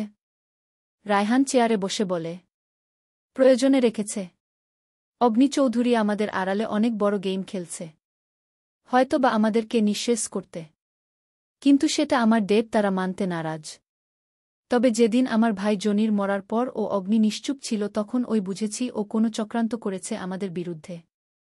এখন আমাকে ও যদি মেরে ফেলে, তাহলে আমার ডেড আর চাচার নজর পড়বে অগ্নির উপর। তখন অগ্নি চৌধুরী নিজের গেমটা সম্পূর্ণ করতে পারবে না। না হলে এতবার শত্রুতা করে ও এখন ও শ্বাস নেওয়া ইম্পসিবল। মাটির নিচে পুঁতে ফেলত এতদিনে। ঝর্ণা হাসি দিয়ে বলে, তাহলে অগ্নি চৌধুরীকে তুমিও ভয় পাও? রায়হান বাঁকা হাসি দিয়ে বলে, ভয় সেটা তুমিও পাও, জাস্ট কারণে এখনও বেঁচে আছি। ওকে সামনে থেকে মারা অসম্ভব, পিছন থেকে আঘাত করতে হবে যাতে থুবড়ে পড়ে। ঝর্ণা, যাই করো তার গায়ে যাতে আঁচড় না লাগে। আমি জাস্ট আমার অগ্নিকে পেলেই চলবে। রায়হান রহস্যময় হাসি দিয়ে বলে, সেটা সময় আসলেই দেখা যাবে। তাহলে খেলা শুরু হোক, তুমি তার মন ভাঙবে আর আমি তার অস্তিত্ব। ঝর্ণা, ডান। দুইজনের চোখেই এক রহস্যময় হাসি। এক নতুন ঝড়ের পূর্বাভাস। রাত প্রায় 1টার কাছাকাছি। ইয়ানার ঘুম ভেঙে যায়। চারদিকে তাকিয়ে দেখে অগ্নির কোনো অস্তিত্ব নেই। ইয়ানা বুঝতে পারে অগ্নি আসেনি আজ। কোথায় আছেন উনি? এত রাতে এখনও বাড়ি আসলেন না কেন? নিজের ভাবনার মাঝে নিজেই তাচ্ছিল্য হাসি দেই। কী সব উল্টাপাল্টা চিন্তা আসছে মাথায়। কার জন্য ও ভয় পাচ্ছে? এখন ও আগের মতো ভয় পাওয়ার স্বভাব পাল্টা। যে নিজেই 1000টা খুন করে, তাকে আবার কে কি করতে আসবে? ইয়ানা মাথায় হাত দিয়ে খাটের সাথে হেলান দিয়ে বসে। মাথাটা প্রচুর ব্যথা করছে, কমার নাম ওই নিচ্ছে না। চুলগুলো কেমন পাগলের মতো হয়ে আছে। হঠাৎ মোবাইলে রিংটোন বেজে উঠে। এত রাতে কে ফোন দিল? ইয়ানা তাকিয়ে দেখে শিখা চৌধুরীর নাম্বার। ইয়ানা রিসিভ করে করে বলে, আসসালামু আলাইকুম আম্মু। শিখা চৌধুরী অপরাধী গলায় বলে, ওয়া আলাইকুম আসসালাম। আমাকে ক্ষমা করে দিস মা, তোর থেকে এত বড় সত্যি লুকিয়েছি বলে। ইয়ানা মলিন হাসি দিয়ে বলে, আপনি ক্ষমা চাইবেন না আম্মু। এখানে আপনি এক মায়ের দায়িত্ব পালন করেছেন শুধু। যে জানানোর সেই তো জানাইনি। তবে আম্মু, একটা কথা কি জানেন? এই কথাটা আর ও আগে জানলে হয়তো ভালো হতো। আগে বিচ্ছেদের ভয় ছিল না, চলে যাওয়ার ভয় ছিল না। কিন্তু এখন এমন এক জায়গায় এসে শিকড় ছড়িয়েছে, এক পা সরালেই সব শিকড় আমাকে জাপটে ধরবে। এখন দেখা উচিত ভাগ্য আমাকে কোনো দিকে নিয়ে যায়। শিখা চৌধুরীর চোখে পানি গড়িয়ে পড়ে। এই মেয়েটাকে সে নিজের মেয়ের মতো দেখেছে। সেখানে একজন মা হয়ে কিভাবে নিজের মেয়ের কষ্ট সহ্য করবে? উনি নিজের ছেলেকে চিনেন। একমাত্র উনার কথা ছাড়া অগ্নি আর কারোর কথা শুনে না। এক উন্মাদ সাইকো হয়ে গিয়েছে তার ছেলে। যদি রাগের বসে মেয়েটাকে কিছু করে বসে, কারণ ওর নিয়ন্ত্রণ নেই। যে করেই হোক ওদের বাংলাদেশে আনতে হবে অন্তত কয়েকদিনের জন্য। শিখা চৌধুরীকে চুপ থাকতে দেখে ইয়ানা বলে, আমার জন্য চিন্তা করো না আম্মু। তোমার ছেলে আমাকে জানে মারবে না কোনো দিন। মা তো তুমি হয়তো এটাই ভাবছ। রাখছি আম্মু, ঘুমাও, অনেক রাত হয়েছে। সকালে আবার অফিসে যেতে হবে তোমাকে। আমার জন্য চিন্তা করো না। ভাইয়া, আহিয়া আর বাবার খেয়াল রেখো। শিখা, তোর বাবা মাকে অগ্নির বিষয়ে জানিয়েছিস? ইয়ানা, না। ওরা দুর্বল হৃদয়ের মানুষ, ভেঙে পড়বে এত বড় সত্যি জানলে। অপরাধে আমার আব্বু ধুকে ধুকে শেষ হয়ে যাবে। শিখা, এখন জানিয়ে কি হবে? সব ঠিক করে দিব আমি। ঘুমা এখন আর নিজের খেয়াল রাখিস। শিখা চৌধুরী ফোন রেখে সাজিদ চৌধুরীর দিকে তাকায়। সাজিদ চৌধুরী অপরাধী কণ্ঠে বলে, আমি তোমাকে আগেই বলেছিলাম শিখা, যা করো ভেবেচিন্তে করো। কোনো সাধারণ ঘরের মেয়ে অগ্নির সাথে সংসার করা অসম্ভব। তারা বিশ্বাস করবে কম, ভয় পাবে বেশি। শিখা চৌধুরী, তোমার কাছে ইয়ানাকে সাধারণ ঘরের মেয়ে মনে হলে ও আমার সেটা মনে হয় না। ১.৫ বছরের মতো সংসার করেছে ও। এতদিন সত্যিটা জেনেও কিন্তু বাজে কোনো পদক্ষেপ নেয়নি। ও সাধারণের মধ্যেই এক অসাধারণ মেয়ে। আর তোমার ছেলে ওই মেয়ের জন্য দেওয়ানা পাগল। তাই ওকে ভালো করতে একমাত্র ইয়ানাই পারবে। দেখে নিও সাজিদ, তোমার ছেলে ফিরবে। আর আমাদের মতো নরমাল জীবনযাপন পার করবে। সাজিদ চৌধুরী দীর্ঘনিশ্বাস ছেড়ে বলে, তাই যেন হয়। একজন মন্ত্রীর ছেলে একজন দেশ সেরা মাফিয়া, বিষয়টা হতাশাজনক। এটি একটি বিলাসবহুল অন্তরালের মতো জায়গায় অনুষ্ঠিত হয়েছে, এলিট মাফিয়া সভাগৃহ। দূরে কোথাও অন্ধকারে আলো জ্বলছে। মাটির তলায় একটি চেম্বারে, যা পুরো শহর থেকে গোপন। বিশাল কাঠের সিংহাসন, অশ্বারোহী ও শিকারীর ট্যাক্সিডার্মি করা প্রাণী, দেয়ালে কালো স্যুট পরা পুরনো মাফিয়া নেতাদের পোর্ট্রেট।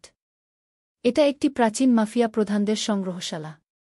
এখানে আসে পৃথিবী জুড়ে অস্ত্র পাচারকারী, বিশ্বব্যাপী খুনিরা আর ব্যবসায়ীরা একসাথে বসে। একটা বিশাল কাঠের টেবিলের চারপাশে তারা বসে। টেবিলের উপর রয়েছে অস্ত্রের ছাঁচ, অস্ত্রের ক্যাটালগ এবং বিশাল পর্দা, যেখানে পাচার করা অস্ত্রের লাইন দেখানো হচ্ছে।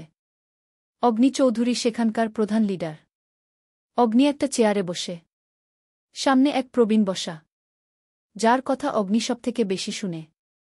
লোকটি অগ্নির দিকে তাকিয়ে বলে, ৪ জন লোক, এদেরকে মেরে ফেলো। আর বাঁচিয়ে রাখার প্রয়োজন নেই। ওরা বাহির হলেই শুরু হবে ধর্ষণ, অসহায়দের মেরে ফেলা, ওদের মাংস ছিঁড়ে খাওয়া। অগ্নি চেয়ারে ভালোভাবে বসে লোকটির দিকে তাকিয়ে বলে, তাদের চেয়েও বড় পিশাচ এখানে বসে আছে, যারা প্রতিনিয়ত ধর্ষণ করে। অগ্নির কথা শুনে এক লোক বলে উঠে, আমরা অসহায়দের করি না।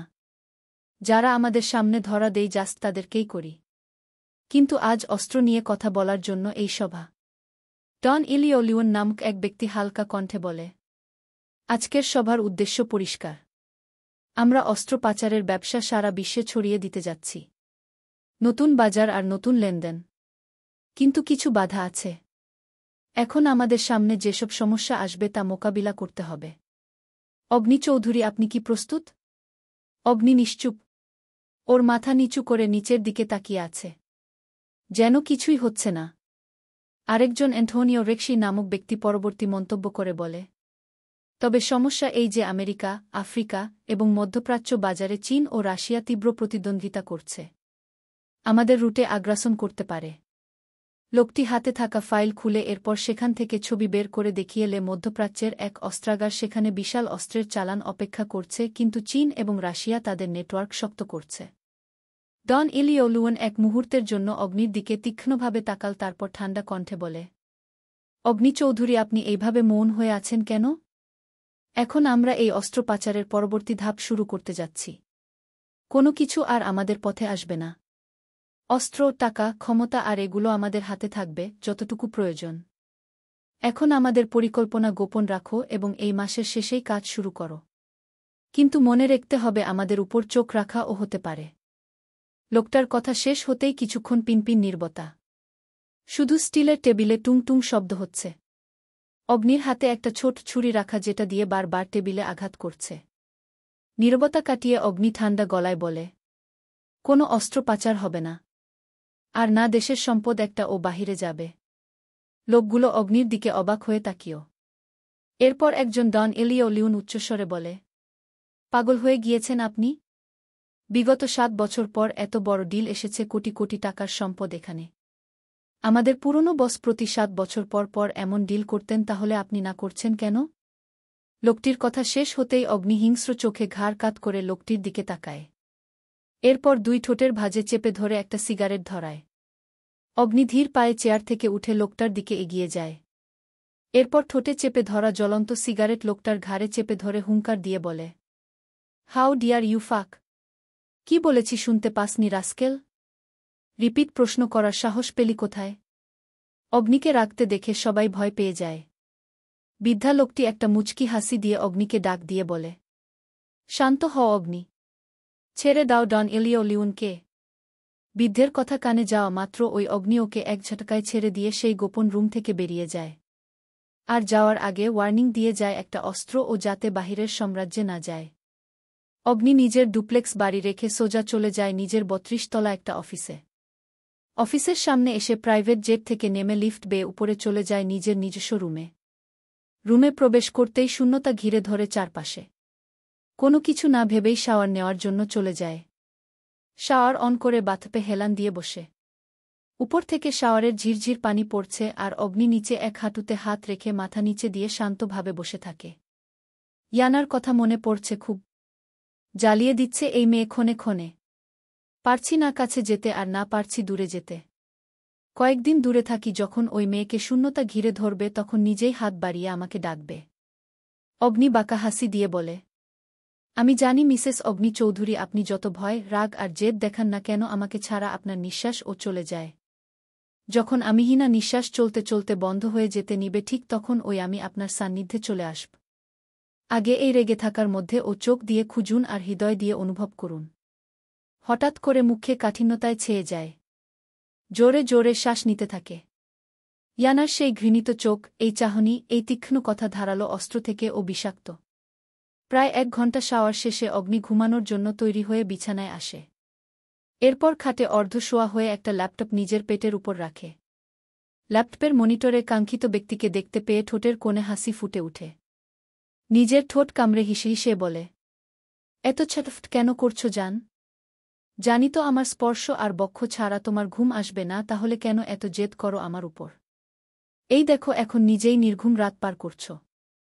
আর আমি পার করছি তোমাকে দেখে। এইদিকে ইয়ানা বিছানা থেকে নেমে পুরো রুমে পায়চারি করছে। এরপর বিছানায় শুয়েছে ঠিক, কিন্তু ঘুম আসছে না। একবার এইদিক ফিরছে তো আরেকবার ওইদিকে। আবার কিছুক্ষণ পর উঠে বসছে। নিজের কাজে নিজেরই বিরক্তি হয়ে বলে, বালের এক অভ্যাস হয়েছে আমার। সেই হৃদয়হীন লোকের বক্ষ ছাড়া ঘুম ও আসছে না। কিন্তু উনি তো জানতেন উনাকে ছাড়া আমার ঘুম আসবে না। তবুও আসলেন না। না আসুক, প্রয়োজন নেই আমার কিছু। সব কিছু থেকে বেরিয়ে আসব। এমনকি আপনার সৃষ্ট সব বদ অভ্যাস থেকে ও ধীরে ধীরে সব কিছু থেকে গুটিয়ে নিব। এইভাবে দুইজনের নির্ঘুম রাত পার করে।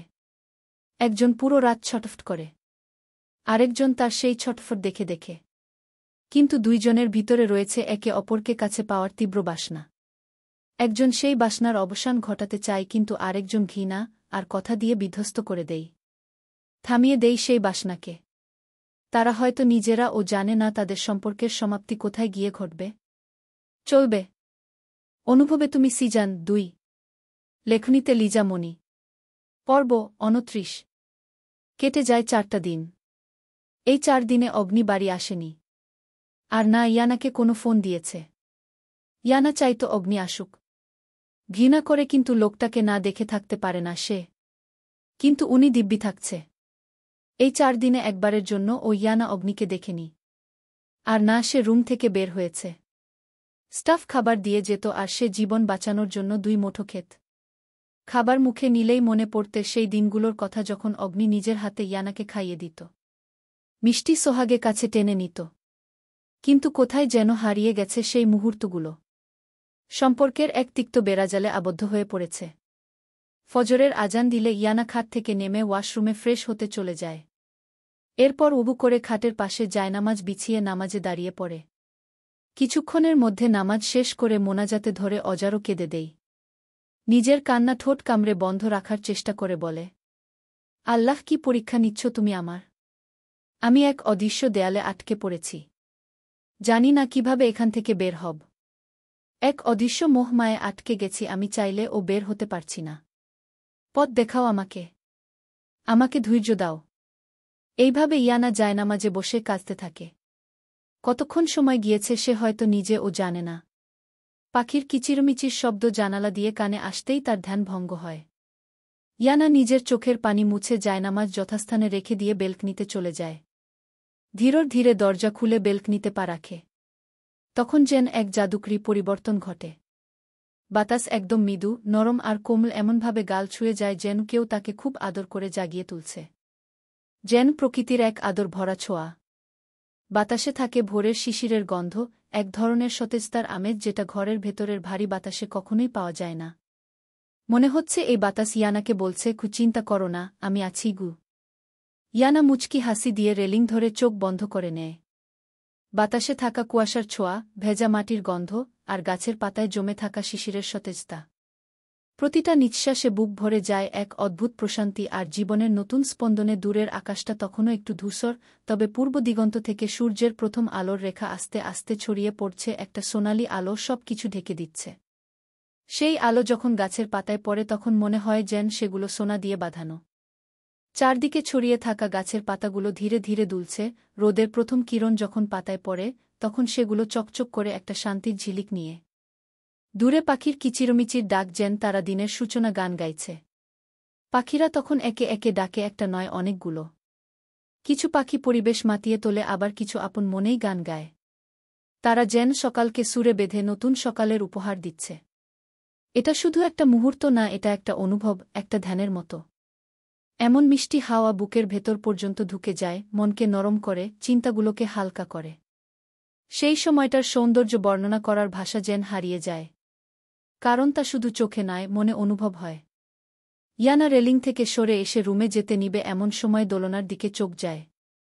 ইয়ানা ধীর পায়ে দোলনার কাছে গিয়ে সামান্য হাত বুলিয়ে তাচ্ছিল্য হাসে।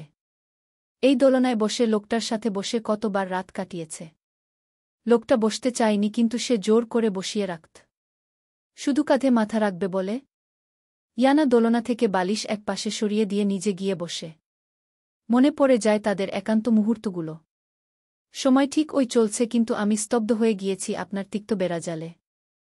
ইয়ানা বিষণ্ণ মনে গুনগুন করে বলতে থাকে। কি করে বলব তোমায়? আসলে মন কি যে চায়? কেন সে পালিয়ে বেড়ায় তোমার থেকেই? কি করে বলব তোমায়? কেন এই মন হাত বাড়ায়? আবার ও হারিয়ে সে যায় তোমার থেকেই। তুমি জানতে পারোনি কত গল্প পুড়ে যায়। তুমি চিনতে পারোনি আমাকে, হায়। কি করে বলব তোমায়? আসলে মন কি যে চায়? কেন সে পালিয়ে বেড়ায় তোমার থেকে? পথ ভুলে গেছি চলে দূরের কুয়াশায়। তবু আমার ফিরে আসার সত্যি নেই কোনো উপায়। যদি ভুলি চোরাগলি মনের যায় কোথায়? আসবে কি? রাখবে কি? তোমার উঠা পড়ায়। কি করে বলব তোমায়? আসলে মন কি যে চায়? কেন সে পালিয়ে বেড়ায় তোমার থেকেই? কি করে বলব তোমায়? তুমি জানতে পারোনি কত গল্প পুড়ে যায়। তুমি চিনতে পারোনি আমাকে, হায়। হঠাৎ করে ইয়ানা দুই হাঁটুতে মুখ গুজে ফুপিয়ে কেঁদে উঠে। কেন আপনি হীনা? আমার বুক এত পুড়ছে। ঘৃণা করি তো আপনাকে। ভালোবাসায় কোনো কৃপণতা করিনি আপনার উপর। নিজের সর্বোচ্চ ভালোবাসা আমি আপনার উপর প্রদান করেছি। তাহলে কেন এইভাবে ঠকালেন আমায়? চলে আসুন না সেই পথ থেকে। যে অগ্নি চৌধুরীকে আমি প্রথম চিনতাম হয়ে যান না সেই আগের অগ্নি চৌধুরী। যে অগ্নি চৌধুরীর কাছে আমি ভালোবেসে নিজের সতীত্ব বিলিয়ে দিয়েছিলাম হয়ে যান না সেই অগ্নি চৌধুরী। যেই অগ্নি চৌধুরীর ভালোবাসায় আমি লজ্জা পেতাম হয়ে যান না সেই অগ্নি চৌধুরী। এইভাবেই কিছুক্ষণ মুখ গুজে থাকে, ভিতরটা প্রচুর অশান্তি লাগছে। ইয়ানা দোলনা থেকে উঠে রুমে চলে যায়। এরপর একটা উড়োনা গায়ে দিয়ে দরজা খুলে সিঁড়ি বেয়ে নিচে পা রাখতেই ৭-৮ জন গার্ড পথ আটকায়। ইয়ানা কিছুটা পিছিয়ে গিয়ে সামান্য অবাক হয়ে কপাল কুঁচকে জিজ্ঞাসা করে, পথ আটকালে কেন এভাবে? গার্ডগুলো মাথা নিচু করে বলে, সরি ম্যাম, এটা স্যারের আদেশ। স্যার বলেছে আপনাকে যাতে বাড়ির বাহিরে যেতে না দেওয়া হয়। ইয়ানা রেগে দুইটা নিঃশ্বাস ছেড়ে গার্ডদের দিকে তাকিয়ে দাঁতে দাঁত চেপে বলে, আপনার স্যারকে গিয়ে বলে দিবেন আমি মরলে বা বাঁচলে তাতে উনার কি যায় আসে? আর বাহিরে গেলেই পালিয়ে যাব না। চলে যাওয়ার ইচ্ছে হলে অনেক আগেই যেতে পারতাম। পিঠ বাঁচিয়ে পালিয়ে যাওয়ার মতো মেয়ে আমি না। পথ ছাড়ুন, আমি গার্ডেনে যাব। গার্ডগুলো একইভাবে মাথা নিচু করে বলে, সরি ম্যাম, স্যারের আদেশ না পাওয়া অবধি আমরা আপনাকে বাহিরে যেতে দিতে পারি না। ইয়ানা রেগে নাক মুখ খিচে ফেলে। একটা অগ্নি চৌধুরীর পোষা কুকুর। উনি যদি বলে বসতে তাহলে তারা বসবে। ইয়ানা ঠোঁট কামড়ে একবার গার্ডগুলোর দিকে তাকিয়ে রান্নাঘরের দিকে চলে যায়। রান্নাঘর থেকে শুধু জিনিসপত্রের টুংটাং শব্দ আসছে। কিছুক্ষণ খুঁজাখুঁজির পর ইয়ানা হাতে একটা ফল কাটার ছুরি নিয়ে এসে গার্ডদের সামনে দাঁড়ায়। ইয়ানার হাতে ছুরি দেখে গার্ডরা ভয় পেয়ে যায়। ইয়ানা ছুরিটা হাতের শিরার উপর ধরে গার্ডদের উদ্দেশ্যে বলে, যদি আমাকে যেতে না দেন তাহলে নিজেকে ছুরিঘাত করব। আর সব দোষ দিব আপনাদের। তখন স্যারের রাগের সামনে দাঁড়াতে পারবেন তো? গার্ড আতঙ্কিত হয়ে বলে, না ম্যাম, এমন করবেন না। তাহলে আমাদের এমন হাল করবে যা কোনোদিন কল্পনাও করি না। কিন্তু আপনাকে যেতে দিলে ও সেই একই হাল করবে। ইয়ানা আশ্বাস দিয়ে বলে, আপনাদের জান যাবে এমন কাজ করে আমি কি পাপ বলুন? কথা দিচ্ছি জাস্ট গার্ডেন এরিয়া পর্যন্ত থাকব। দূরে কোথাও যাব না। গার্ডগুলো ইয়ানাকে বিশ্বাস করে যেতে দেয়। ইয়ানা বাহিরে বের হয়ে এক যাওয়ার রাস্তার দিকে চলে যায়। বিগত 5 দিন পর সে বাহিরে বের হয়েছে। ইয়ানা গার্ডেনে যাওয়ার জন্য অগ্রসর হয়। একজন গার্ড অগ্নিকে ফোন দেয়। ফোন রিসিভ হতেই ভয়ে ভয়ে বলে, স্যার, ম্যাম ব্ল্যাকমেইল করে বাহিরে গিয়েছে। ম্যাম বলেছে শুধু গার্ডেনে থাকবে। ওই পাশ থাকা ব্যক্তিটি মাত্র ঘুমিয়েছিল সারারাত নির্ঘুম। কি করে ঘুমাবে যেখানে নিজের প্রাণটা রয়েছে সেই বিলাসবহুল অট্টালিকায়? ফোনের রিংটনে ঘুম ভেঙে যাওয়াতে মেজাজটা খিটখিটে হয়ে যায় আর ও সামান্য রেগে বলে, যেতে দাও আর খেয়াল রেখো। গার্ড, ওকে বস। অগ্নি মোবাইলটা বিছানায় রেখে দিয়ে ওয়াশরুমে ফ্রেশ হতে চলে যায়। ফজরের আজান যখন দিয়েছিল তখন ঘুমিয়েছে। এখন বাজে 6টা। মাত্র 2-3 ঘণ্টা ঘুমানোর ফলে মাথাটা জিম ধরে রেখেছে। অগ্নি ওয়াশরুমে ঢুকতে যাবে এমন সময় মোবাইলটা আবারও বিকট শব্দে বেজে উঠে। অগ্নি বিরক্তি আর রাগ নিয়ে পুনরায় হাতে মোবাইল তুলে নেয়। মোবাইলের স্ক্রিনে তাকিয়ে দেখে শিখা চৌধুরীর নাম্বার। অগ্নি একটা বাঁকা হাসি দিয়ে রিসিভ করে, যেন সে জানে শিখা চৌধুরী কি বলবে। ফোন রিসিভ হতেই ওই পাশ থেকে শিখা চৌধুরী ধারালো কণ্ঠে বলে, শান্তি হয়েছে তোমার অগ্নি মেয়েটাকে দিনের পর দিন এইভাবে কাঁদিয়ে। অগ্নি কপাল কুঁচকে বলে, ভুল বলছো আম্মু। আমি কাউকে কাঁদাইনি। আমি আগলে রাখতে চেয়েছি। এখন সে যদি গোয়েন্দাগিরি করে সব জেনে যায় সেখানে আমার তো কোনো অপরাধ নেই। শিখা চৌধুরী দাঁতে দাঁত চেপে বলে, একটুও খারাপ লাগছে না? অগ্নি হাসি দিয়ে বলে, যদি বলো অনুশোচনা তাহলে বলব এক বিন্দুও না। কেন হবে অনুশোচনা বলো আমায়? বসে আমার। তাই আমার পাপ সব ওর। একবার যেহেতু আল্লাহর কালাম পাঠ করে আমার সাথে জীবন বেঁধেছে সেখানে পাপ করি আর যাই করি সব কিছুর শামিল ও। আর হ্যাঁ আম্মু, তোমার মেয়েকে বলে দিও আমার সাথে তেরামি না করতে। আমার ধৈর্য খুব কম। ধৈর্যের সীমা পার হলে আমি যা কিছু করতে পারি। এখন কি করতে পারি সেটা তোমাকে বলা যাবে না। মা হও তুমি, আমার লজ্জার ও তো একটা ব্যাপার আছে। শিখা চৌধুরী ছেলের কথার মানে বুঝতে পেরে চুপসে যায়। তাই তিনি কথার প্রসঙ্গ পাল্টে বলে, বাংলাদেশে আসো, টিকিট কেটে রেখেছি আমি। অগ্নি গম্ভীর হয়ে বলে, তুমি খুব ভালো করেই জানো আমি ওইখানে যাই না। শিখা চৌধুরী নরম সুরে বলে, বুঝার চেষ্টা করো অগ্নি। এমন চলতে থাকলে ইয়ানা ট্রমায় চলে যেতে পারে। তোমার মতো না ও। তুমি রক্ত নিয়ে খেলা করো আর ওর রক্তের মধ্যে ফোবিয়া। আগুন আর পানির সম্পর্ক দুইজনের। যদি সম্পর্ক স্বাভাবিক করতে চাও তাহলে আমার কাছে আসো। ইয়ানাকে আমি সামলাব। ইয়ানা নিজের বুকে নিজে সামলাতে পারি, ভালোবেসে বা আঘাত করে। এখন রাখছি আম্মু, ফ্রেশ হব। শিখা চৌধুরীকে আর কিছু বলতে না দিয়ে অগ্নি ফোন কেটে দেই। মোবাইল বিছানার উপর ছুঁড়ে ফেলে দিয়ে ওয়াশরুমে ঢুকে পড়ে। লম্বা একটা শাওয়ার নিয়ে বের হয়। পরনে কালো টি শার্ট আর কালো ট্রাউজার। আয়নার সামনে গিয়ে দাঁড়িয়ে চুল মুছতেই কেউ হুড়মুড়িয়ে তার রুমে প্রবেশ করে। কারোর উপস্থিতি বুঝতে পেরে অগ্নি কপাল কুঁচকে সেদিকে তাকায়। অগ্নি তাকিয়ে দেখে ইউবি আর রায়ান। তারা সোজা গিয়ে ডিভানে বসে। অগ্নি আয়নার দিকে তাকিয়ে প্রশ্ন করে, পারমিশন ছাড়া ঢুকেছিস কেন? রায়ান ডিভানে গা এলিয়ে দিয়ে বলে, যেখানে তোর বাসর দেখার ওই পারমিশন আছে সেখানে এইসবের ম্যানার্স কে দেখায়? ছেহহ, এতটা ও খারাপ দিন আসেনি তোর সাথে, আমরা ম্যানার্স মেনে চলব। রায়ানের কথা শুনে অগ্নি হালকা কপাল ভাঁজ করে বলে, তোকে আমার বউ দেখার পারমিশন দিয়েছি আমি? রায়ান অবাক ভঙ্গিতে বলে, তোর বুকে কেন দেখতে যাব? আমি তো তোর বাসরের কথা বলেছি। অগ্নি রেগে রায়ানের দিকে তাকায়। এরপর দাঁতে দাঁত চেপে বলে, বাসর নিশ্চয় তোর সাথে করব না। বাসর কি আমি বুছাড়া করব, ইডিয়েট? অগ্নির কথা শুনে রায়ান শুকনো ধূপ গিলে বলে, কথাটা হয়তো ভুল করে বলেছি, কিন্তু খবরদার আমার দিকে নজর দিবি না। আমার সব কিছু সুমুর জন্য আমানত হিসেবে রেখে দিয়েছি। খবরদার আবারও বলছি, হামলা করবি না। অগ্নি বিরক্তি নিয়ে রায়ানের দিকে তাকায়।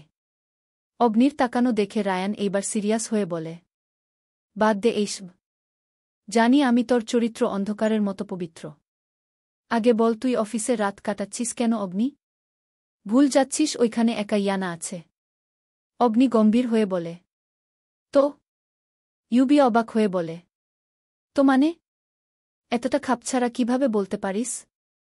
এত বড় একটা ঘটনা ঘটেছে, ওর পুরো অস্তিত্ব ওই ভেঙে গেছে। মেয়েটা ছটফট করছে, আর তুই এখানে নির্বিঘ্নে আছিস কিভাবে অগ্নি?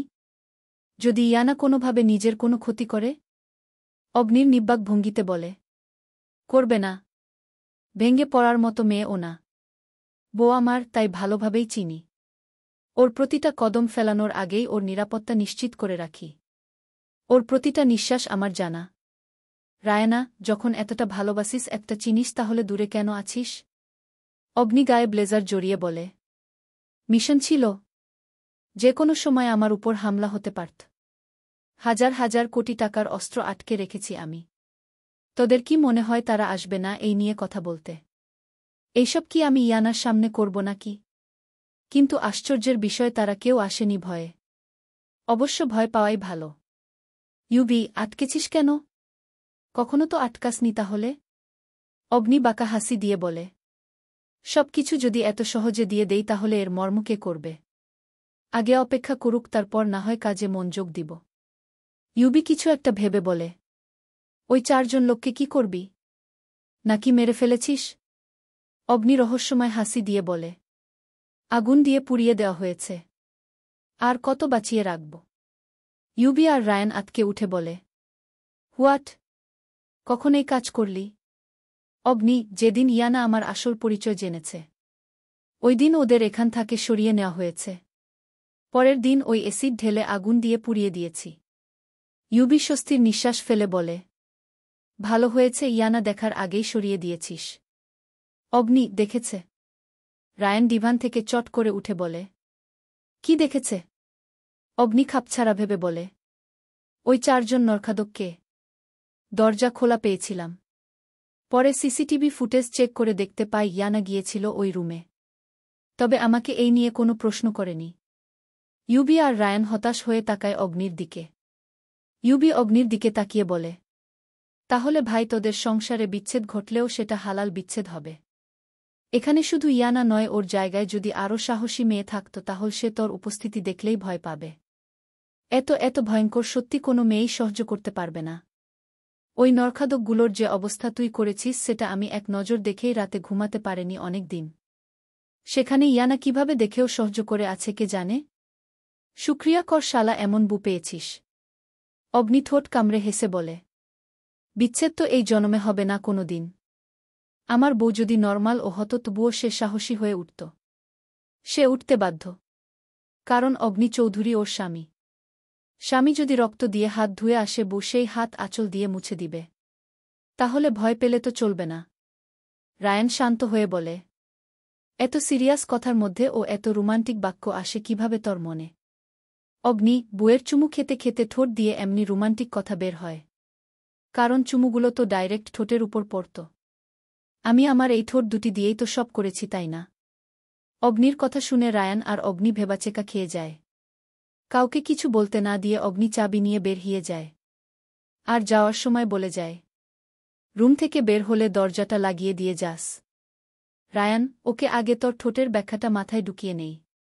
বাগানটি বাড়ির পেছনের দিকে উঁচু পাঁচিল দিয়ে ঘেরা। বাহিরের পৃথিবী থেকে আলাদা এক রহস্যময় স্থান। একজন ভয়ঙ্কর পুরুষ যার নাম শুনলেই শহরের বাতাস ভারী হয়ে ওঠে। কিন্তু তার বাড়ির পেছনে ছিল এমন এক ফুলের বাগান যা যেন তার রক্তাক্ত অতীতকে ছায়ার মতো ঢেকে রাখেছে। চারপাশে সুউচ্চ দেওয়াল, গোপন ক্যামেরা, নীরব দেহরক্ষী থাকলেও বাগানের ভেতরে পা রাখলেই মনে হয় যেন অন্য এক পৃথিবীতে চলে এসেছে। পাথরের পথগুলো নিখুঁতভাবে বাঁকানো, ঠিক যেন কোনো রাজপ্রাসাদের অভ্যন্তরীণ পথ। বাগানের মাঝখানে একটা ছোট মার্বেল ফোয়ারা, যেখান থেকে সাদা ধোঁয়ার মতো পানি উঠে পড়ে একটা স্বপ্নময় আবেশ তৈরি করে। আশেপাশে শত শত ফুল রয়েছে, গোলাপ, অর্কিড, পিওনি, চেরি ব্লসম রঙের এক বিস্ফোরণ। প্রতিটি ফুল নিখুঁতভাবে সাজানো, যেন তারা নিজেই জানে কোথায় জন্ম নিলে সৌন্দর্য সম্পূর্ণ হয়। ইয়ানা এগিয়ে যায় ভিতরের দিকে। সকালটা যেন এখনও শান। পাখিরা তখনও কেবল জেগেছে, বাতাসে ছিল শিশিরের টাটকা ঘ্রাণ। ইয়ানা ধীরে ধীরে বাগানকে পর্যবেক্ষণ করতে শুরু করে। সাদা রেশমি পোশাক পরা, খোলা চুল কোমর ছুঁয়ে নেমে গেছে, চোখে ঘুম ঘুম প্রশান্তি। ইয়ানা ধীর পায়ে গোলাপের কাছে গিয়ে সে হালকা করে একটা পাপড়ি ছুঁয়ে দেয়। সেই স্পর্শে ফুলটা যেন আরও লাল হয়ে ওঠে। লজ্জা পায় আর ভালোবাসা বুঝে ফেলে। ফোয়ারার পাশে গিয়ে দাঁড়ালে সূর্যের কিরণ তার চুলে পড়ে। মনে হচ্ছে সোনালি আলোয় জ্বলছে সে। চোখ বন্ধ করে ইয়ানা শ্বাস নেয় আর মনে হয় তার বুক জুড়ে একটা গভীর প্রশান্তি ছড়িয়ে পড়ছে। সারাদিনের জন্য সে নতুন শক্তি খুঁজে পেয়েছে। ইয়ানাকে দেখে মনে হচ্ছে বাগানটা ঠিক তার জন্যই বানানো। ফুলগুলো যেন তার দিকে মুখ তুলে তাকিয়ে আছে। ইয়ানা আরেকটা ফুল নেওয়ার জন্য নিচে নামতেই ওর উড়োনা সরে গিয়ে কাঁধ থেকে জামা ঝুলে যায়। কিন্তু ইয়ানা বেখিয়ালিভাবে ফুল হাতিয়ে দিচ্ছে। হঠাৎ করে ওর কানে এক ভয়ঙ্কর শব্দ এসে আঘাত করে। একটা শব্দতেই থেমে যায়নি, পরপর বিকট ভয়ঙ্কর শব্দ এসে কানে আঘাত করছিল। মনে হচ্ছে পুরো বাড়িটাতে কোনো ক্রস ফায়ার হয়েছে এখনই। ইয়ানা ভয়ে কেঁপে উঠে বারবার। আতঙ্কে গলা শুকিয়ে গেছে। নিজের আতঙ্কের রেশ না কাটাতেই সামনে এক ভয়ানক দৃশ্য দেখে হাত দিয়ে মুখ চেপে ধরে 2 পা পিছিয়ে যায়। 2জন লোক রক্তাক্ত অবস্থায় কাতরাচ্ছে মাটিতে। একদম চোখ বরাবর শ্যুট করা হয়েছে। লোকগুলো চোখে হাত দিয়ে মরণযন্ত্রণায় কাতরাচ্ছে। ইয়ানা ভয়ের রেশ নিয়ে সামনে তাকাতেই আটকে উঠে। অগ্নিরক্ত চোখে লোকগুলোর দিকে তাকায়। মনে হচ্ছে চোখ দিয়েই কাঁচা চিবিয়ে খাবে। ফর্সা মুখ পুরো লাল হয়ে আছে। রাগে দাঁত কিরমির দিয়ে রেখেছে লোকগুলোর দিকে তাকিয়ে। নিজের রাগকে বজায় রেখে অগ্নি আরিফের উদ্দেশ্যে হুঙ্কার দিয়ে বলে, আরিফ, ছুরি আর চাপাতি দে। অগ্নির হুঙ্কারে প্রতিটি দেয়াল ও কেঁপে উঠছিল। এতক্ষণের কোলাহল যেন মুহূর্তেই স্তব্ধ হয়ে গিয়েছে। মনে হচ্ছে এতক্ষণের সতেজ থাকা ফুলগুলো ও ভয়ে নেতিয়ে পড়েছে। ইয়ানা এখন ও মুখে হাত দিয়ে অগ্নির দিকে অবাক হয়ে তাকিয়ে আছে। ভয়ে তার রক্ত জমে গিয়েছে। আরিফ বড় ছুরি আর ধারালো কিছু অস্ত্র এনে অগ্নি হাতে দেয়। অগ্নি অস্ত্রগুলোর দিকে তাকিয়ে শান্ত কিন্তু ভয়ানক কণ্ঠে বলে, চোখ বন্ধ করো যান। এই মুহূর্তে চোখ দুইটি নিজের হাতে চেপে ধরো, যেন এক কণাও কিছু দেখতে না পাও। ইয়ানা এখনও তাকিয়ে আছে স্তব্ধ হয়ে। নিজের মস্তিষ্কের প্রতিটি নিউরন শুধু একই কথা বলছে। কি করবে এখন? কি হবে এই গার্ডগুলোর সাথে? ইয়ানাকে এইভাবে স্তব্ধ হয়ে থাকতে দেখে অগ্নি নিজের হিংস্র চোখ দিয়ে ইয়ানার দিকে তাকায়। এরপর কিছু না বলে ইয়ানার সামনে গিয়ে বলে, কথা কানে যাচ্ছে না, চোখ বন্ধ করতে বলেছি আমি তোকে বিয়াদ। এরপর নিজের কাছে থাকা একটা বড় রুমাল দিয়ে ইয়ানার চোখ বেঁধে দিয়ে বলে, খবরদার খুলবে না। যদি এক বিন্দুও এদের কোনো মারের দৃশ্য দেখো তাহলে আমি তোমাকে 3.5 হাত মাটির নিচে গিয়ে দিয়ে আসব। সহ্য করতে পারবে না, তাই যা বলছি সেটাই করবে। অগ্নির পাগলামো দেখে ইয়ানা স্তব্ধতা নিয়েই মাথা নাড়িয়ে হ্যাঁ জানায়। আসলে ইয়ানা নিজের মধ্যেই নেই। অগ্নির চোখে সে নেশা দেখতে পাচ্ছে, যেমনটা সে ওই দিন রাতে দেখেছে। কি ঘটবে এখন? ইয়ানা আটকে উঠে। অগ্নিকে থামাতে হবে। ইয়ানা কাঁপছে কিন্তু কথা বলার শক্তি পাচ্ছে না। কিছুক্ষণ পর আকস্মিক চোখের কাপড় সরিয়ে এমন এক ভয়ঙ্কর দৃশ্য দেখে ইয়ানা চিৎকার দিয়ে জায়গায় বসে পড়ে। অগ্নি একটা লোকের পেট থেকে 2 ভাগ করে ফেলেছে। নাড়িভুড়ি মাটিতে গড়াগড়ি খাচ্ছে। রক্তের স্রোতে ভেসে যাচ্ছে গার্ডেনের এক পাশে। ইয়ানার চিৎকার অগ্নির কান অবধি পৌঁছেছে কিনা জানা নেই। সে মেতে উঠেছে এক পৈশাচিক উন্মাদনায়। একটা লোককে মোট 7টা ভাগ করে। প্রথমে এক কোপে শরীর থেকে আলাদা করে। গলাটা গিয়ে ছিটকে অন্য জায়গায় পড়ে। গলা কাটা শেষ হলে বড় দা দিয়ে পেট বরাবর 4 ভাগ করে। এরপর নিচের দিকে বিভিন্ন খণ্ডে বিভক্ত করে। প্রতিটা কোপে রক্ত গিয়ে অগ্নির গায়ে ছিটকে পড়ছে। সেইম কাজ সেই পরবর্তী ব্যক্তিটার ক্ষেত্রে ও করে। এরপর পেট থেকে কলিজা খুঁজে বের করে নিয়ে সামনে ঝুলিয়ে ধরে। তাচ্ছিল্য এক পৈশাচিক হাসি দিয়ে বলে, ছেহ, এই সামান্য কলিজা নিয়ে আমার বাড়ির গার্ড হয়ে আমার বুয়ের দিকেই দৃষ্টি নিক্ষেপ করে। শালার মানুষ আজকাল হয়েছে কলিজা ব্যাঙের মতো আর কাজ করে সিংহের মতো। কুত্তার বাচ্চাদের কলিজা কেঁপে উঠে নাই। অগ্নি কলিজাটা হাতে নিয়ে গার্ডেনে থাকা 2টা কুকুরকে দিয়ে দেই। হঠাৎ ইয়ানার দিকে চোখ যেতেই দেখতে পায় ইয়ানা মাটিতে সেন্সলেস হয়ে পড়ে আছে। অগ্নি দ্রুত ইয়ানার কাছে যায়। ইয়ানার দিকে তাকাতেই ধপ করে ভিতরে জ্বলে উঠা আগুনটা নিভে যায়। ভতরে জেগে উঠা পিশাচ রূপটাও শান্ত হয়ে পড়ে। অগ্নি আরিফের দিকে তাকিয়ে বলে, আরিফ, এইগুলো ক্লিন করা এখনই। এরপর ইয়ানাকে পাজা কোলে তোলে নিয়ে বাড়ির ভিতরে প্রবেশ করে। উপরের উঠতে উঠতে একজনকে আদেশ দিয়ে বলে, গরম স্যুপ রুমে পাঠাও কিছুক্ষণের মধ্যে। অগ্নি রুমে ঢুকে ইয়ানাকে বিছানায় শুইয়ে দেই। এরপর কপালে চুমু দিয়ে ইয়ানার উপর থেকে উঠে আসে। ইয়ানার দিকে তাকিয়ে দেখে মুখটা শুকিয়ে গেছে। মুখের উজ্জ্বলতা একটু কমে গিয়েছে। চুলগুলো মনে হচ্ছে চিরুনি লাগিয়ে দেখিনি এই 4 দিন। অগ্নি ইয়ানার দিক থেকে চোখ সরিয়ে নিয়ে ওয়াশরুমে চলে যায় শরীরের সব রক্ত পরিষ্কার করার জন্য। পুরো শরীরে রক্ত লেগে আছে। আধা ঘন্টা পর নিজেকে ফ্রেশ করে অগ্নি পুনরায় ইয়ানার পাশে এসে বসে। হঠাৎ তাকিয়ে দেখে ইয়ানার জামায় রক্ত লেগে আছে। ওর শরীর থেকে ইয়ানার শরীরে রক্ত লেগেছে। অগ্নি ড্রয়ার থেকে ইয়ানার জন্য একটা টি-শার্ট আর পায়জামা বের করে। এরপর এইগুলো নিয়ে ইয়ানার কাছে যায়। অগ্নি ইয়ানার 2 গালে স্লাইড করে মুখে অজস্র চুমু খায়। ঠিক ততক্ষণ চুমু খায় যতক্ষণ ওর মন না ভরে। এরপর ইয়ানার কানের কাছে মুখ নিয়ে হিসিয়ে বলে, তোমার কাপড় চেঞ্জ করলে কি খুব বেশি অন্যায় হবে জান? অন্যায় কেন হবে? তুমি নিজেই সব কিছু আমার কাছে স্পে দিয়েছ। আত্মসমর্পণ করতে বাধ্য হয়েছ আমার কাছে। তাহলে অন্যায় কেন হবে? খবরদার ঘুম থেকে উঠে তেরামি শুরু করবে না। ধৈর্য খুব কম আমার। অগ্নি ইয়ানার কাছ থেকে এসে লাইট অফ করে দেই। এরপর আলতো হাতে ইয়ানার শরীরের পোশাক পাল্টে পুনরায় জামা পরিয়ে দেয়। জামা চেঞ্জ করা শেষে অগ্নি লাইট অফ করে ইয়ানার পাশে নেশালো কণ্ঠে বলে, আলোতে মানুষের দেহ টুকরো টুকরো করলে ও আমার হাত এক বিন্দু কেঁপে উঠেনি। কিন্তু তোমার সাধারণ কাপড় চেঞ্জ করতে যতবার কেঁপে উঠেছে। কি আছে তোমার মধ্যে যা আমাকে চুম্বকের মতো টেনে নিয়ে যায়? অগ্নি এই বলে ইয়ানার গলার দিকে তাকায়। মুহূর্তেই মুখের অবয়ব পাল্টে যেতে থাকে। রাগে কেঁপে উঠে পুরো শরীর। অগ্নি ইয়ানার পাশ থেকে উঠে গিয়ে ফল কাটার ছুরিটা হাতে নেই। এরপর একটা রহস্যময় হাসি দিয়ে ইয়ানার গলার নিচে তিলটায় ছোট করে চুমু খেয়ে বলে, এই তিলটা আমার খুব পছন্দের ছিল। কিন্তু এখানে কারোর নজর পড়েছে। সেই নজর সরাতে আমার নাম খোদাই করব। যাতে কেউ তাকালেই আটকে উঠে। কেউ যাতে বুঝতে পারে তুমি কে। আমার হার্টবিট, আমার অনুভবের শেহজাদি। অগ্নি আলতো হাতে ইয়ানার তিলের চারদিকে গিয়েও শব্দ দ্বারা খোদাই করে। একদম আলতোভাবে করেছে আর একদম শান্ত ভঙ্গিতে। কিন্তু চোখে ছিল এক পৈশাচিক হিংস্রতা। গলায় ছুরির আঘাতে ব্যথা অনুভব করে ইয়ানা চোখ বুজে থাকা অবস্থায় আর্তনাদ করে উঠে।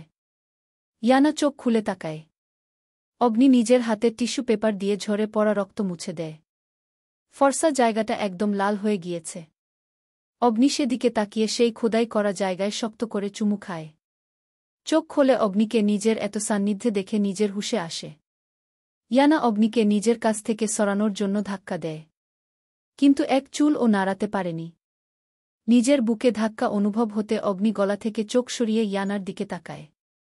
সেই চোখের চাহনিতে কোনো ভালোবাসা নেই, আবার কোনো হিংস্রতাও নেই।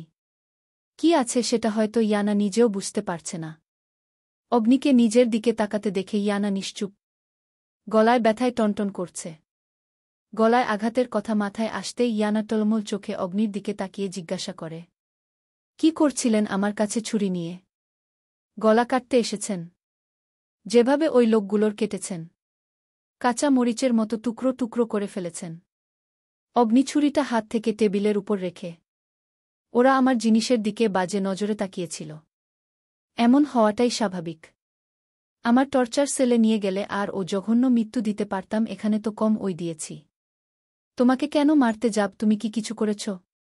এরপর ইয়ানার দিকে তাকিয়ে তিরিক্ষি মেজাজে বলে, যখন উড়না দিয়ে নিজেকে সুরক্ষা করতে পারো না তখন এইসব বালছাল পরো কেন? ইয়ানা গলার ব্যথায় নাক মুখ খিচে রেখেছে।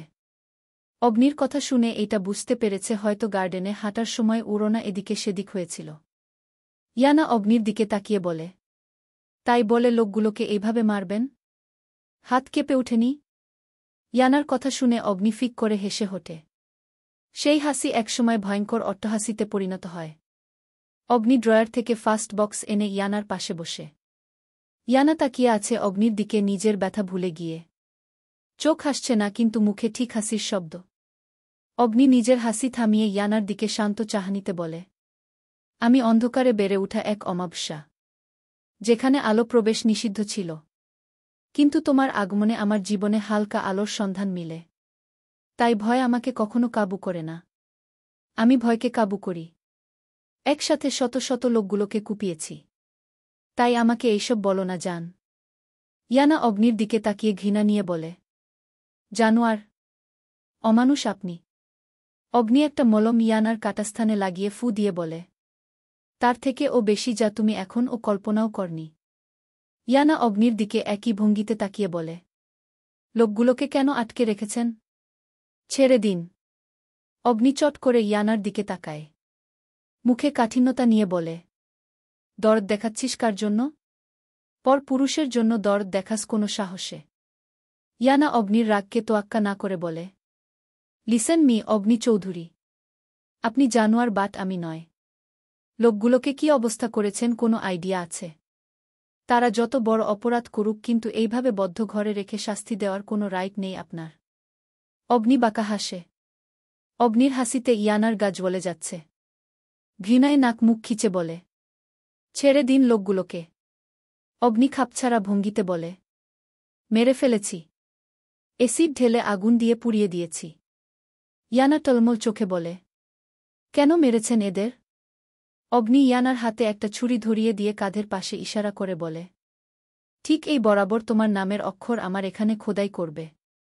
ইয়ানা অগ্নির দিকে তাকিয়ে দাঁতে দাঁত চেপে ছুরিটা হাতে নিয়ে বলে, ইচ্ছে তো করছে ছুরিটা পেট বরাবর ঢুকিয়ে দিতে। অগ্নি হাসি দিয়ে বলে, ঢুকাতে চাও নাকি? চাইলে ঢুকাতে পারো কিন্তু তার আগে তোমাকে শেষবারের মতো আদরটা করে নেই। ইয়ানা অগ্নির কাঁধে ছুরি দিয়ে কি এক চিহ্নের খোদাই করছে। হাত কাঁপছে ওর। ভিতরে কষ্টে ফেটে যাচ্ছে। কিন্তু রাগের কারণে সবকিছুই ফিকে লাগছে। ইয়ানার হাত কাঁপা সত্ত্বেও অগ্নির পেটে সামান্য ছুরি দিয়ে স্লাইড করে বলে, যেদিন সময় আসবে ওই দিন নিশ্চয় ঢুকাব। অগ্নি ইয়ানার দিকে ঝুঁকে হাসি দিয়ে বলে, সেই দিনের জন্য আমিও অধীর আগ্রহে বসে থাকব। হাত কাঁপবে না? ভয় পাবে না? ইয়ানা হাসি দিয়ে বিছানায় বসে বলে, ভয় কেন পাব? যেদিন রাতে আপনার সব সত্য জেনেছি ওই দিন তো ভয়কে নিজের সখী করে নিয়েছি। নিজের সখীকে কেউ ভয় পায় নাকি? অগ্নি ইয়ানার দিকে তাকিয়ে বলে, মঞ্জুর আপনার দাবি। বুক পেতে রাখব যেদিন আমাকে ছুরি দিয়ে আঘাত করবেন। আর হ্যাঁ, পরিবর্তী আঘাতের শিকার কিন্তু আপনিও হবেন। ইয়ানা সামান্য কপাল কুঁচকে বলে, মানে? অগ্নি ধারালো কণ্ঠে বলে, মানে এই যে আপনাকে ও আমার সাথে পরকালে যেতে হবে। আপনাকে এখানে একা রেখে যাব নাকি? আমি কবরে গিয়ে কার ঘৃণার চোখ দেখব তাই সাথে করে আপনাকে নিয়ে যেতে হবে। ইয়ানা তাচ্ছিল্য হাসি দিয়ে বলে, জীবনে যেই পাপ করেছেন কবরে গুতা খেতে খেতেই তো কুল পাবেন না। আমার ঘৃণা ভরা চাহনি দেখবেন কখন? অগ্নি হঠাৎ ইয়ানার দিকে তাকিয়ে গম্ভীর হয়ে বলে, তুমি কি আমাকে মেরে কোনোভাবে অন্য কারোর সাথে সংসার করার চিন্তা করছ?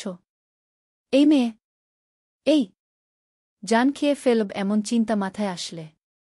ইয়ানা অগ্নির কথায় তাচ্ছিল্য হাসি দিয়ে বলে, এক জানোয়ারকেই সামলাতে গিয়ে আমার সব শক্তি ফুরিয়ে যাচ্ছে, আরেকজনকে সামলাব কখন? অগ্নি, যাক শান্তি পেলাম, তোমার মনে অন্য কেউ নেই। অনেক দিন ধরে ফুটবল ম্যাচ খেলি না, চলো একটু খেলে আসি। ইয়ানা অগ্নির ইঙ্গিত বুঝতে পেরে ছুরিটা তার দিকে তাক করে বলে, খবরদার আমার দিকে এগোবেন না। এগিয়ে আসলে কিন্তু রক্তাক্ত করে ফেলব। অগ্নি হেঁচকা টানে ইয়ানার থেকে ছুরিটা নিয়ে বলে, এইটা ফল কাটার ছুরি। এইটা দিয়ে পেট ফুটো হবে না। পারলে আপেল কেটে খেও। কানাডার মাফিয়া লিডার অগ্নি চৌধুরীকে তার বউ তাকে ফল কাটার ছুরি দিয়ে ভয় দেখাচ্ছে। তাও আবার বুকে একটু আদর করবে বলেছে বলে। ছে হো হো, কি নির্লজ্জ ব্যাপার। ইয়ানা অগ্নির চোখের দিকে তাকিয়ে গভীর কণ্ঠে বলে, আপনি কি আগের জন্মে গিরগিটি ছিলেন? অগ্নি, হোয়াট? ইয়ানা, গিরগিটিও এত তাড়াতাড়ি নিজের রং পাল্টায় কিনা সন্দেহ আছে, কিন্তু আপনি যত দ্রুত পাল্টান। প্রতি মিনিটে, প্রতি সেকেন্ডে হাজারটা রূপ ধারণ করেন। ইয়ানা এইসব বলতে গিয়ে হঠাৎ নিজের দিকে চোখ যেতেই অগ্নির দিকে চোখ বড় বড় তাকায়। এরপর রেগে দাঁতে দাঁত চেপে বলে, আমার জামা পাল্টিয়েছেন কেন? কোনো সাহসে আমার শরীরে হাত দিয়েছেন ক্যারেক্টারলেস লোক? ইয়ানার মুখে ক্যারেক্টার উপমা পেয়ে অগ্নির মাথায় ধপ করে আগুন জ্বলে উঠে। রেগে ইয়ানার দিকে এক পলক তাকিয়ে বিছানার থেকে নেমে চলে যায় কার্বাডের কাছে। এরপর হাতে করে স্প্রেডার বার নিয়ে আসে। ইয়ানা অগ্নির হাতে এইটা দিকে জিজ্ঞাসা করে, এইটা নিয়ে সামনে এগিয়ে আসছেন কেন? কি করবেন এটা দিয়ে? অগ্নি রহস্যময় হাসি দিয়ে বলে, শেইমলেস ট্যাগ যখন পেয়েছি তাহলে সেটা কাজে লাগায়। কি বলো তাহলে শুরু করা যাক? ইয়ানা কপাট রাগ দেখিয়ে বিছানা থেকে নেমে বলে, কি ভেবেছেন ভয় পায় আপনাকে? খবরদার কাছে আসবেন না। ইয়ানা পিছাতে গেলে অগ্নি খপ করে ইয়ানাকে ধরে বিছানার সাথে স্প্রেডার দিয়ে বেঁধে দেয়। এরপর অগ্নি ধীরে ধীরে ইয়ানার গোড়ালিতে লাগানো স্প্রেডার বারের ক্ল্যাম্প শক্ত করে দেয়। ইয়ানা ছুটাছুটি করে কিন্তু এতে বিফল হয়ে বলে, গিরগিটি শয়তান খোলেন বলছি আমাকে। অগ্নি ইয়ানার দিকে তাকায়, চোখে আগুন আর কণ্ঠে আদেশ নিয়ে বলে, এবার তুমি শুধু আমার ইচ্ছার উপর নির্ভরশীল। এখন তোমার নড়ার ক্ষমতাটা ও আমার অধীনে। চলবে? অনুভবে তুমি সিজন 2। লেখনীতে লিজামনি। পর্ব 30। ইয়ানা পিছাতে গেলে অগ্নি খপ করে ইয়ানাকে ধরে বিছানার সাথে স্প্রেডার দিয়ে বেঁধে দেয়। এরপর অগ্নি ধীরে ধীরে ইয়ানার গোড়ালিতে লাগানো স্প্রেডার বারের ক্ল্যাম্প শক্ত করে দেয়। ইয়ানা ছুটাছুটি করে কিন্তু এতে বিফল হয়ে বলে, গিরগিটি শয়তান খোলেন বলছি আমাকে। অগ্নি ইয়ানার দিকে তাকায়, চোখে আগুন আর কণ্ঠে আদেশ নিয়ে বলে, এবার তুমি শুধু আমার ইচ্ছার উপর নির্ভরশীল। এখন তোমার নড়ার ক্ষমতাটা ও আমার অধীনে। কি যেন বলছিলে ক্যারেক্টারলেস? তুমি জানো ক্যারেক্টারলেস কাকে বলে? যদি না জানো তাহলে চলো তোমাকে সেই জগৎ থেকে ঘুরিয়ে নিয়ে আসি। অগ্নি ইয়ানার গলায় পেঁচিয়ে রাখা উড়োনাটা হেঁচকা টানে শরীর থেকে আলাদা করে নিচে ছুঁড়ে মারে। এতক্ষণ গায়ে থাকা উড়োনাটা ফ্লোরে পড়ে আছে। উড়োনার হেঁচকা টানের ফলে ইয়ানা ব্যথায় কিছুটা শব্দ করে উঠে। গলাটা লাল হয়ে গিয়েছে। অগ্নি ইয়ানার গলায় মুখ গুজে দেয়।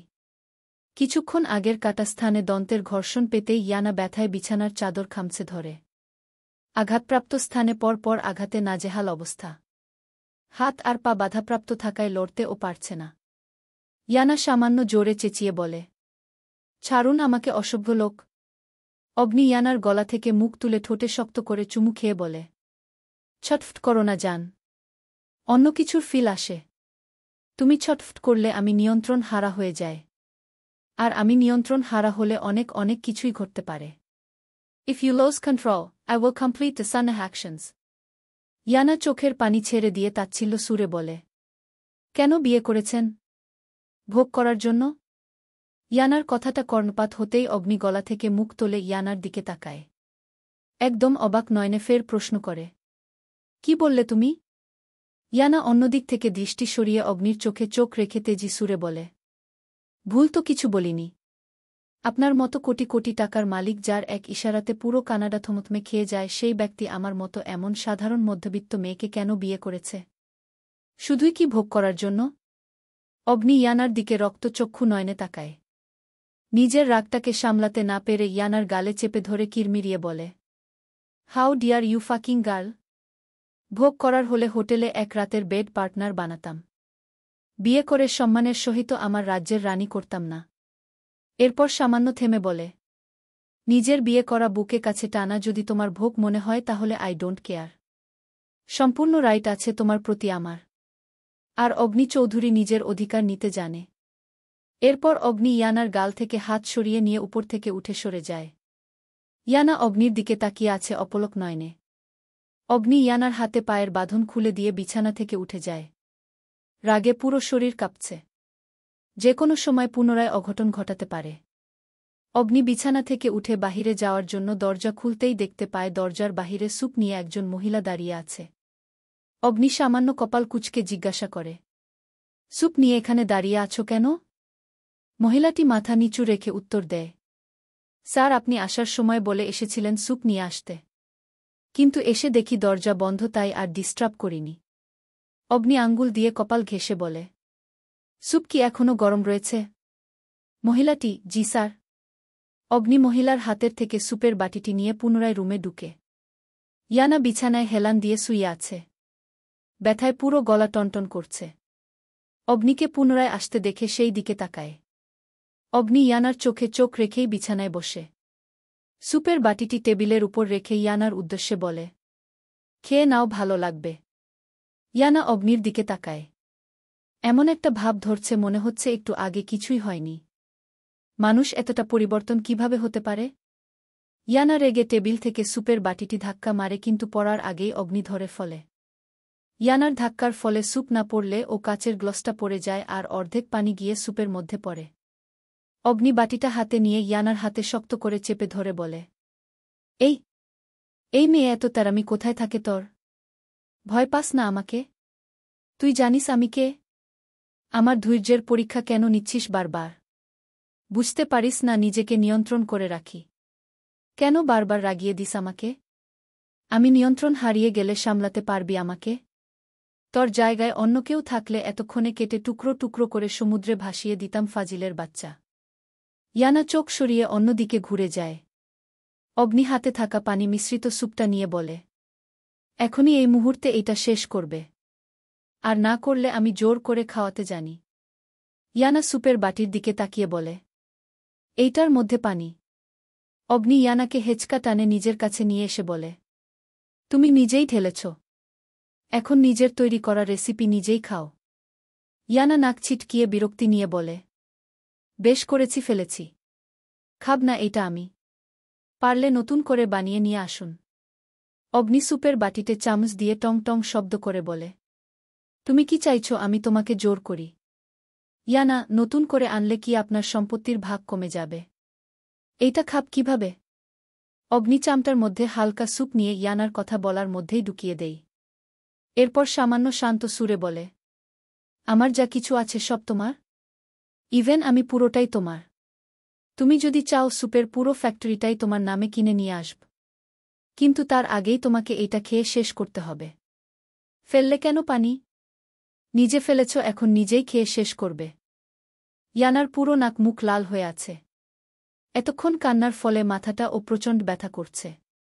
অগ্নি ইয়ানার চোখের পানি নিজের হাত দিয়ে মুছে দিয়ে পুনরায় স্যুপ খাইয়ে দেয়।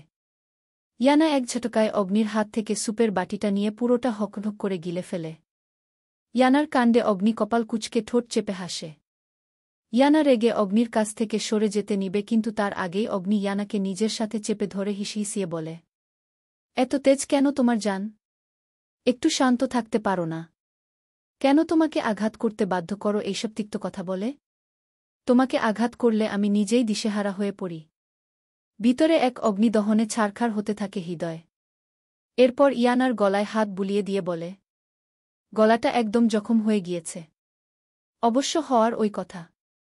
হোক, সমস্যা নেই। যেখানে দাগ হবে সেখানে আমিই মলম লাগাব। ইয়ানা করুণ চোখে বলে, কিন্তু মনের ভিতরে যে ক্ষতবিক্ষত হয়ে ঘা হয়ে যাচ্ছে সে মলম কিভাবে লাগাবেন? আছে আপনার কাছে তার কোনো উপশম? পারবেন সেই ক্ষত জায়গা ঠিক করতে?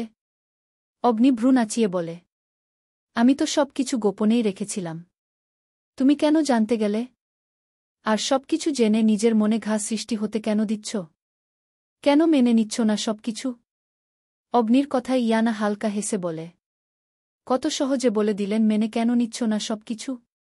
আসলেই কেন মেনে নিচ্ছি না? এরপর অগ্নির দিকে তাকিয়ে বলে, যেদিন নিজে কোনোদিন মেয়ের বাবা হবেন সেদিন বুঝবেন কেন মেনে নিতে পারছি না। যখন নিজের মধ্যে পিতৃত্ব জেগে উঠবে ঠিক তখন বুঝবেন আসলে একটা মেয়ে কি চাই। সারা জীবন তো অসামাজিক পরিবেশে বড় হয়েছেন, বুঝবেন কিভাবে আদর্শ কি। অগ্নি, সেই সুযোগটাই আসবে না। ইয়ানা, ছেড়ে দিন না সব কিছু। চলে আসুন সেই অন্ধকার পাপের জগৎ থেকে। অগ্নি, পারব না। তুমি আমার জীবনে আসার আগে ওই জগৎটা আমার জীবনে এসেছে। তোমাকে আপন করার আগেই ওই পাপের অন্ধকার দুনিয়াকেই আপন করে নিয়েছি। আর তুমি সেই অন্ধকারে জেগে ওঠা এক ফালি আলো, যার সূত্র ধরে আমি পুনরায় বাঁচতে শিখেছি। ইয়ানা অগ্নির কথা শুনে থমকায়। অগ্নির দিকে তাকিয়ে বলে, সেই অন্ধকারকে দূরে ঠেলে দিন। অতীতের সব অন্যায় পাপ ক্ষমা করে আমি আপনার সেই এক ফালি আলো হয়েই থাকব। না হলে হয়তো শারীরিকভাবে আপনার ক্ষমতার জোরে থেকে যাব, কিন্তু হৃদয় থেকে একদিন চিরতরে হারিয়ে যাব। ইয়ানার কথায় অগ্নি অন্যদিকে ঘুরে বলে, পারব না ছাড়তে। আজ আমি এই পথ থেকে চলে আসলে কাল আমার পুরো অস্তিত্ব ধ্বংস হয়ে যাবে। যারা তোমার দিকে তাকিয়ে আছে তারা চিলের মতো ঝাঁপিয়ে পড়বে তোমার দেহে। আমার পুরো অস্তিত্বকে এক নিমিষেই শেষ করে দিবে। তাই এমন কথা আর দ্বিতীয়বার বলো না যা আমি করতে অক্ষম বা কোনোদিন করতেই চাই না। ইয়ানা কিছু বলতে যাবে তার আগেই অগ্নির ফোন বেজে উঠে বিকট শব্দে। অগ্নি ইয়ানার দিকে এক পলক তাকিয়ে বিছানার উপর থেকে মোবাইলটা হাতে নেয়। এরপর নাম্বারের দিকে তাকিয়ে রিসিভ করার গম্ভীর কণ্ঠে বলে, হ্যাঁ আরিফ, বল। আরিফ? ওই পাশের বাক্য শুনেই মুহূর্তেই অগ্নির ভাবভঙ্গি বদলে যায়। শান্ত হয়ে যাওয়া মুখশ্রীটা আবার ও অশান্ত হয়ে পড়ে। ফর্সা মুখে রক্তিম ভাবায় লাল হয়ে যায়। চোখগুলো থেকে মনে হচ্ছে রক্ত ঝরবে। অগ্নি মোবাইলটাকে শক্ত করে চেপে ধরে বলে, আটকিয়ে রাখ। প্রয়োজন নেই টর্চার সেলে নেওয়ার। আমি অফিসেই আসছি। শুধু এসিড রেডি করে রাখিস যাতে ওর সর্বাঙ্গ জ্বালিয়ে দিতে পারি। এরপর অগ্নি ফোন কেটে দরজার কাছে যেতেই ইয়ানা হাত চেপে ধরে বলে, কোথায় যাচ্ছেন? আবার কাকে খুন করবেন? অগ্নি পিছন ফিরে তাকায়। চোখে আগুন, কিন্তু ইয়ানার সামনে হাসি দিয়ে বলে, আমার সাথে একটু বেইমানি করেছে, তাই তাকে এসিডে চুবিয়ে মারতে যাচ্ছি। অকারণে কারোর জান নেই না আমি। ইয়ানা অগ্নিকে আটকে দিয়ে বলে, যাবেন না আপনি? আমি আপনাকে যেতে দিব না। অগ্নি কপাল কুঁচকে ইয়ানার দিকে তাকায়। এরপর ঠোঁট কামড়ে ইয়ানার নিচ থেকে উপর পর্যন্ত তাকিয়ে বলে, সাইজ কত তোমার? এইটুকু সাইজ নিয়ে এসেছ আমাকে আটকাতে?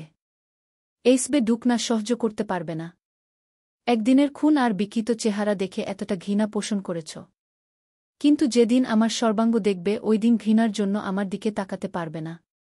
তাই বলছি, আমি আমার সমস্ত পাপ আর সত্তা পর্দা দিয়ে ঢেকে রেখেছি, ভুলে ও আর উন্মুক্ত করো না। যতটুকু দেখে নিয়েছ তাতেই তুমি অর্ধেক নিঃশেষ হয়ে যাচ্ছ। এরপর ইয়ানার মুখের উপর ফু দিয়ে বলে, গুড বাই সুইটহার্ট। কিছুটা ঘৃণা বাঁচিয়ে রেখো। রাতে ফিরে এসে এই ঘৃণা নিয়েই রোমান্স করব। এই বলে অগ্নি চলে যায়। ইয়ানা স্তব্ধ হয়ে দাঁড়িয়ে আছে। আর ও এমন কি আছে যা আমার অজানা? উনি কি আমার ভাবনার চেয়ে ভয়ঙ্কর? এই বাড়িতে কি আর কোনো রহস্য আছে যা আমি উন্মুক্ত করতে পারিনি? নাকি আমি সব দেখছি কিন্তু বুঝতে পারছি না? ইয়ানা চুলে শক্ত করে চেপে ধরে বিছানায় বসে পড়ে। ইচ্ছে করছে সব কিছু শেষ করতে। ইয়ানা চারদিকে পায়পাচারি করতে করতে বেলকনিতে চলে যায়। কিছুক্ষণ হাঁটার পর আকস্মিক চোখ যায় এক পাশে থাকা একটা রুমের দিকে। ইয়ানা থমকে দাঁড়ায়। এরপর সেই রুমের দিকে তাকিয়ে ধীর পায়ে সামান্য এগিয়ে যায়। ইয়ানা কাছে গিয়ে লাল কালারের এক তালা ঝুলানো দেখে। লাল রঙের আবার তালা হয়? ইয়ানা উপর থেকে নিচ পর্যন্ত পুরো দরজাটা ভালোভাবে পরখ করে। এই রুমে কি এমন আছে যা সবসময় আবদ্ধ থাকে? এখানেও কি কাউকে বন্দী করে রেখেছে? নাকি কোনো গোপন কাহিনী যা আমার অজানা? এইটা বাড়ি নাকি কোনো ধ্বংসখানা? আর এমন লোকের সাথে আমি প্রতিনিয়ত জীবন যাপন করছি। ছি হো!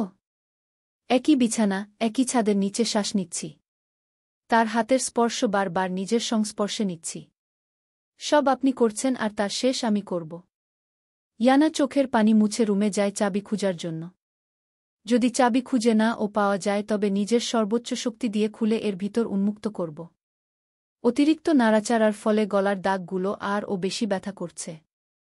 ইয়ানা সেই সব উপেক্ষা করে পুরো রুম তন্ন তন্ন করে খুঁজতে থাকে। অগ্নির কাবার থেকে শুরু করে সব খুঁজার পর চাবি কোথাও না পেয়ে ইয়ানা বিছানায় হতাশ হয়ে বসে। কোথায় রাখতে পারে? উনি কি সাথে করে নিয়ে গেছেন? ইয়ানা মন খারাপ করে বেলকনিতে যেতে নিবে তখন হঠাৎ চোখ যায় ডিভানের পাশে থাকা মিনি টেবিলটার দিকে, যেখানে একটা ওয়ালেট রাখা।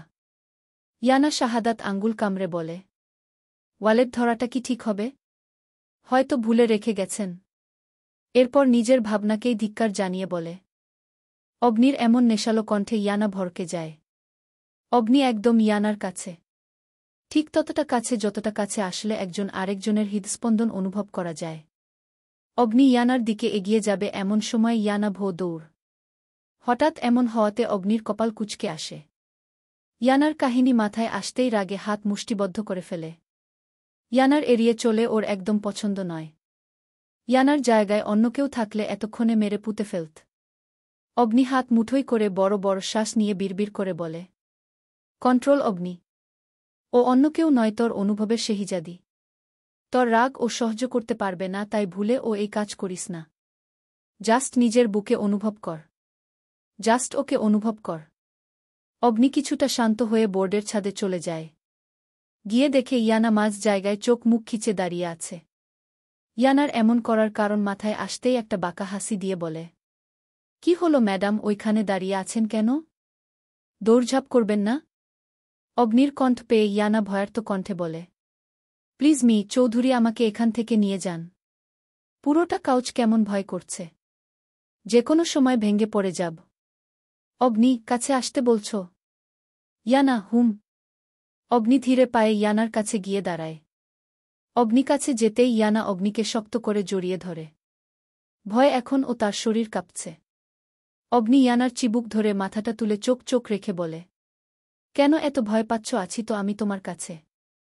Just relax Iyana. বিধাতা ছাড়া এমন কারোর শক্তি নেই আমার উপস্থিতিতে তোমাকে আঘাত করার। আর এই যে কাউচগুলো দেখছ, এইগুলো উপর থেকে কাউচ মনে হলে ও ভিতরে অ্যালুমিনিয়াম আর শক্ত স্টিল দিয়ে সুগঠিত। তাই এগুলো ভেঙে পড়ার কোনো সুযোগ নেই। অগ্নির কথা শুনে ইয়ানার ভয়টা কমে যায়। অগ্নির থেকে নিজেকে ছাড়িয়ে আলাদা হয়ে দাঁড়ায়। ইয়ানার কাণ্ডে অগ্নি ফের প্রশ্ন করে, চলে গেলে যে তোমার না ভয় করছিল? ইয়ানা, যখন ভেঙে পড়বে না তখন ভয় কিসের? ইয়ানার কথায় অগ্নি আবার ও ঠোঁট কামড়ে হাসে। ইয়ানা এতক্ষণ ভয়ের চোটে চারপাশে লক্ষ্য ওই করেনি। আশেপাশে বিভিন্ন রঙের লাইটিং সাথে পর্দা দিয়ে ঘেরা। পর্দাগুলো বাতাসে দুল খাচ্ছে বারবার। সামনেই রয়েছে ইনডোর ডাইনিং টেবিল, যেখানে মোমবাতি দিয়ে ঘেরা বিভিন্ন খাবারের সমাহার। টেবিলের পাশে রয়েছে একটা গিটার। ইয়ানা গিয়ে গিটারটা হাতে নিয়ে অগ্নির দিকে এগিয়ে যায়। এরপর আবদার সুরে বলে, একটা গান গিয়ে শুনান মি অগ্নি চৌধুরী কি? অগ্নি ইয়ানার এমন আবদারে গম্ভীর কণ্ঠে বলে, অসম্ভব। আমি এইসব গান গাই না। ইয়ানা জেদ ধরে বলে, কেন আমার জন্য একটা গান গাইতে পারবেন না? ইয়ানা, আমার জীবনে রং নেই ইয়ানা, তাই রঙিন কিছু আলিঙ্গন করতে বলো না। আমি গান গাওয়ার মতো হাস্যকর কিছু হতেই পারে না। ইয়ানা কিছুটা অবাক হয়ে বলে, অর্থাৎ? ঠিক বুঝলাম মি চৌধুরী। অগ্নি, নাথিং। অগ্নির এমন খাপছাড়া ভাব দেখে ইয়ানার মাথায় জেদ চেপে ধরে। যে করেই হোক আজ সে অগ্নির মুখ দিয়ে গান গাইয়েই ছাড়বে। ইয়ানা মনে মনে একটা দুষ্টু হাসি দিয়ে অগ্নির কাছে গিয়ে মিহি সুরে বলে, আপনি জানেন না, স্ত্রী যদি কোনো আবদার করে তাহলে পূরণ করতে হয়। একটা গান গেয়ে শুনান না প্লিজ। অগ্নি ইয়ানার কাণ্ডে কিছুটা বিরক্তি হয়ে বলে, কি হচ্ছেটা কি ইয়ানা? এমন কিছু আবদার কেন করো যা আমি পূরণ করতে ইচ্ছুক নয়? অগ্নির ধমকে ইয়ানা চুপ হয়ে যায়। মুহূর্তের মধ্যে মুখটা কালো অন্ধকারে ঢেকে যায়। হৃদয়হীন লোক ঘুরতে নিয়ে এসেছে, এরপর ও একটার পর একটা ধমক দিয়েই চলছে। এত সুন্দর একটা মোমেন্ট নষ্ট করে দিল। কেন সামান্য একটা গান বললে কি এমন হতো? থাকব না আমি ওনার সাথে। কাল সকালেই বাড়ি চলে যাব। ইয়ানাকে এভাবে মুখ কালো হয়ে দাঁড়িয়ে থাকতে দেখে অগ্নি একটা তপ্ত শ্বাস ফেলে গিটারটা হাতে নেই। এরপর ইয়ানার হাত ধরে চেয়ারে বসিয়ে দিয়ে বলে, বসো এখানে। পূরণ করছি তোমার জেদ। তবুও আধারের মতো মুখ কালো করে রেখো না, দেখতে বিশ্রী লাগে। অগ্নির কথায় ইয়ানা হাসি দিয়ে বলে, ধন্যবাদ। রোমান্টিক মোমেন্টে একটা আবেগময় গান বলেন। অগ্নি একটা চেয়ারে বসে গিটারের সুর তুলে। জানি না এই মেয়ে আর কত অনাকাঙ্ক্ষিত কাজ করাবে যা কোনোদিন করব বলে কল্পনাও করিনি। অগ্নি গিটারের সুর তুলতে থাকে। অগ্নি একদম ইয়ানার চোখের দিকে তাকিয়ে বলতে থাকে, প্রতি নিঃশ্বাসে নাম তোমার লিখা আমার এই মনের ভিতরে। পুরো দুনিয়া জ্বালিয়ে দ্বীপ করব ছারখার তোমায় না পেলে। পাগল হয়েছি আমি অনেক আগেই, হেরে গেছি আজ আমার নিজের কাছেই। কিছু বুঝে না এই দুই চোখ তুমি ছাড়া, সব হারাতে ও রাজি পেতে তোমাকে। ঝড় হয়ে দিকে সব ধ্বংস করে ক্ষত দেখাব কাকে? পারবে না থামাতে কেউ আমাকে, সব শেষ করব নিজের হাতেই। প্রতি নিঃশ্বাসে লিখা নাম তোমার এই মনের ভিতরে। পুরো দুনিয়া জ্বালিয়ে দ্বীপ করব ছারখার তোমায় না পেলে। ইয়ানা এক দৃষ্টিতে অগ্নির দিকে তাকিয়ে আছে। এত গম্ভীর আর সুন্দর কণ্ঠ থেকে ও লোকটা গান বলতে চাইছিল না। অগ্নি কিছুটা থেমে ইয়ানার চোখে চোখ রেখে পুনরায় বলে, তোমাকে না পেলে যে পাবে না কেউ জ্বলবে আগুন বারেবার। ঝড় হয়ে দিলে সব ধ্বংস করে ক্ষত দেখাব কাকে। অগ্নি থেমে যায়। গিটারটা টেবিলের উপর রেখে চোখ বন্ধ করে ফেলে। কোনোদিন কল্পনাও করেনি একান্ত এত সুন্দর একটা সময় পার করবে। ইয়ানা অগ্নির দিকে অবাক হয়ে তাকিয়ে বলে, এইটা কি গান ছিল নাকি হুমকি? একটা আবেগপূর্ণ গান বললে কি এমন হতো? অগ্নি গম্ভীর হয়ে বলে, এইসব আবেগী গান আমি বলতে পারি। ভিতরে চলো, অনেক রাত হয়েছে। যদি থাকতে চাও তাহলে থাকতে পারো। আমি যাচ্ছি। এই বলে অগ্নি এখান থেকে প্রস্থান করে। নিজেকে কেমন অগুছালো লাগছে। ইয়ানা অগ্নির যাওয়ার দিকে তাকিয়ে থাকে। এরপর চলবে।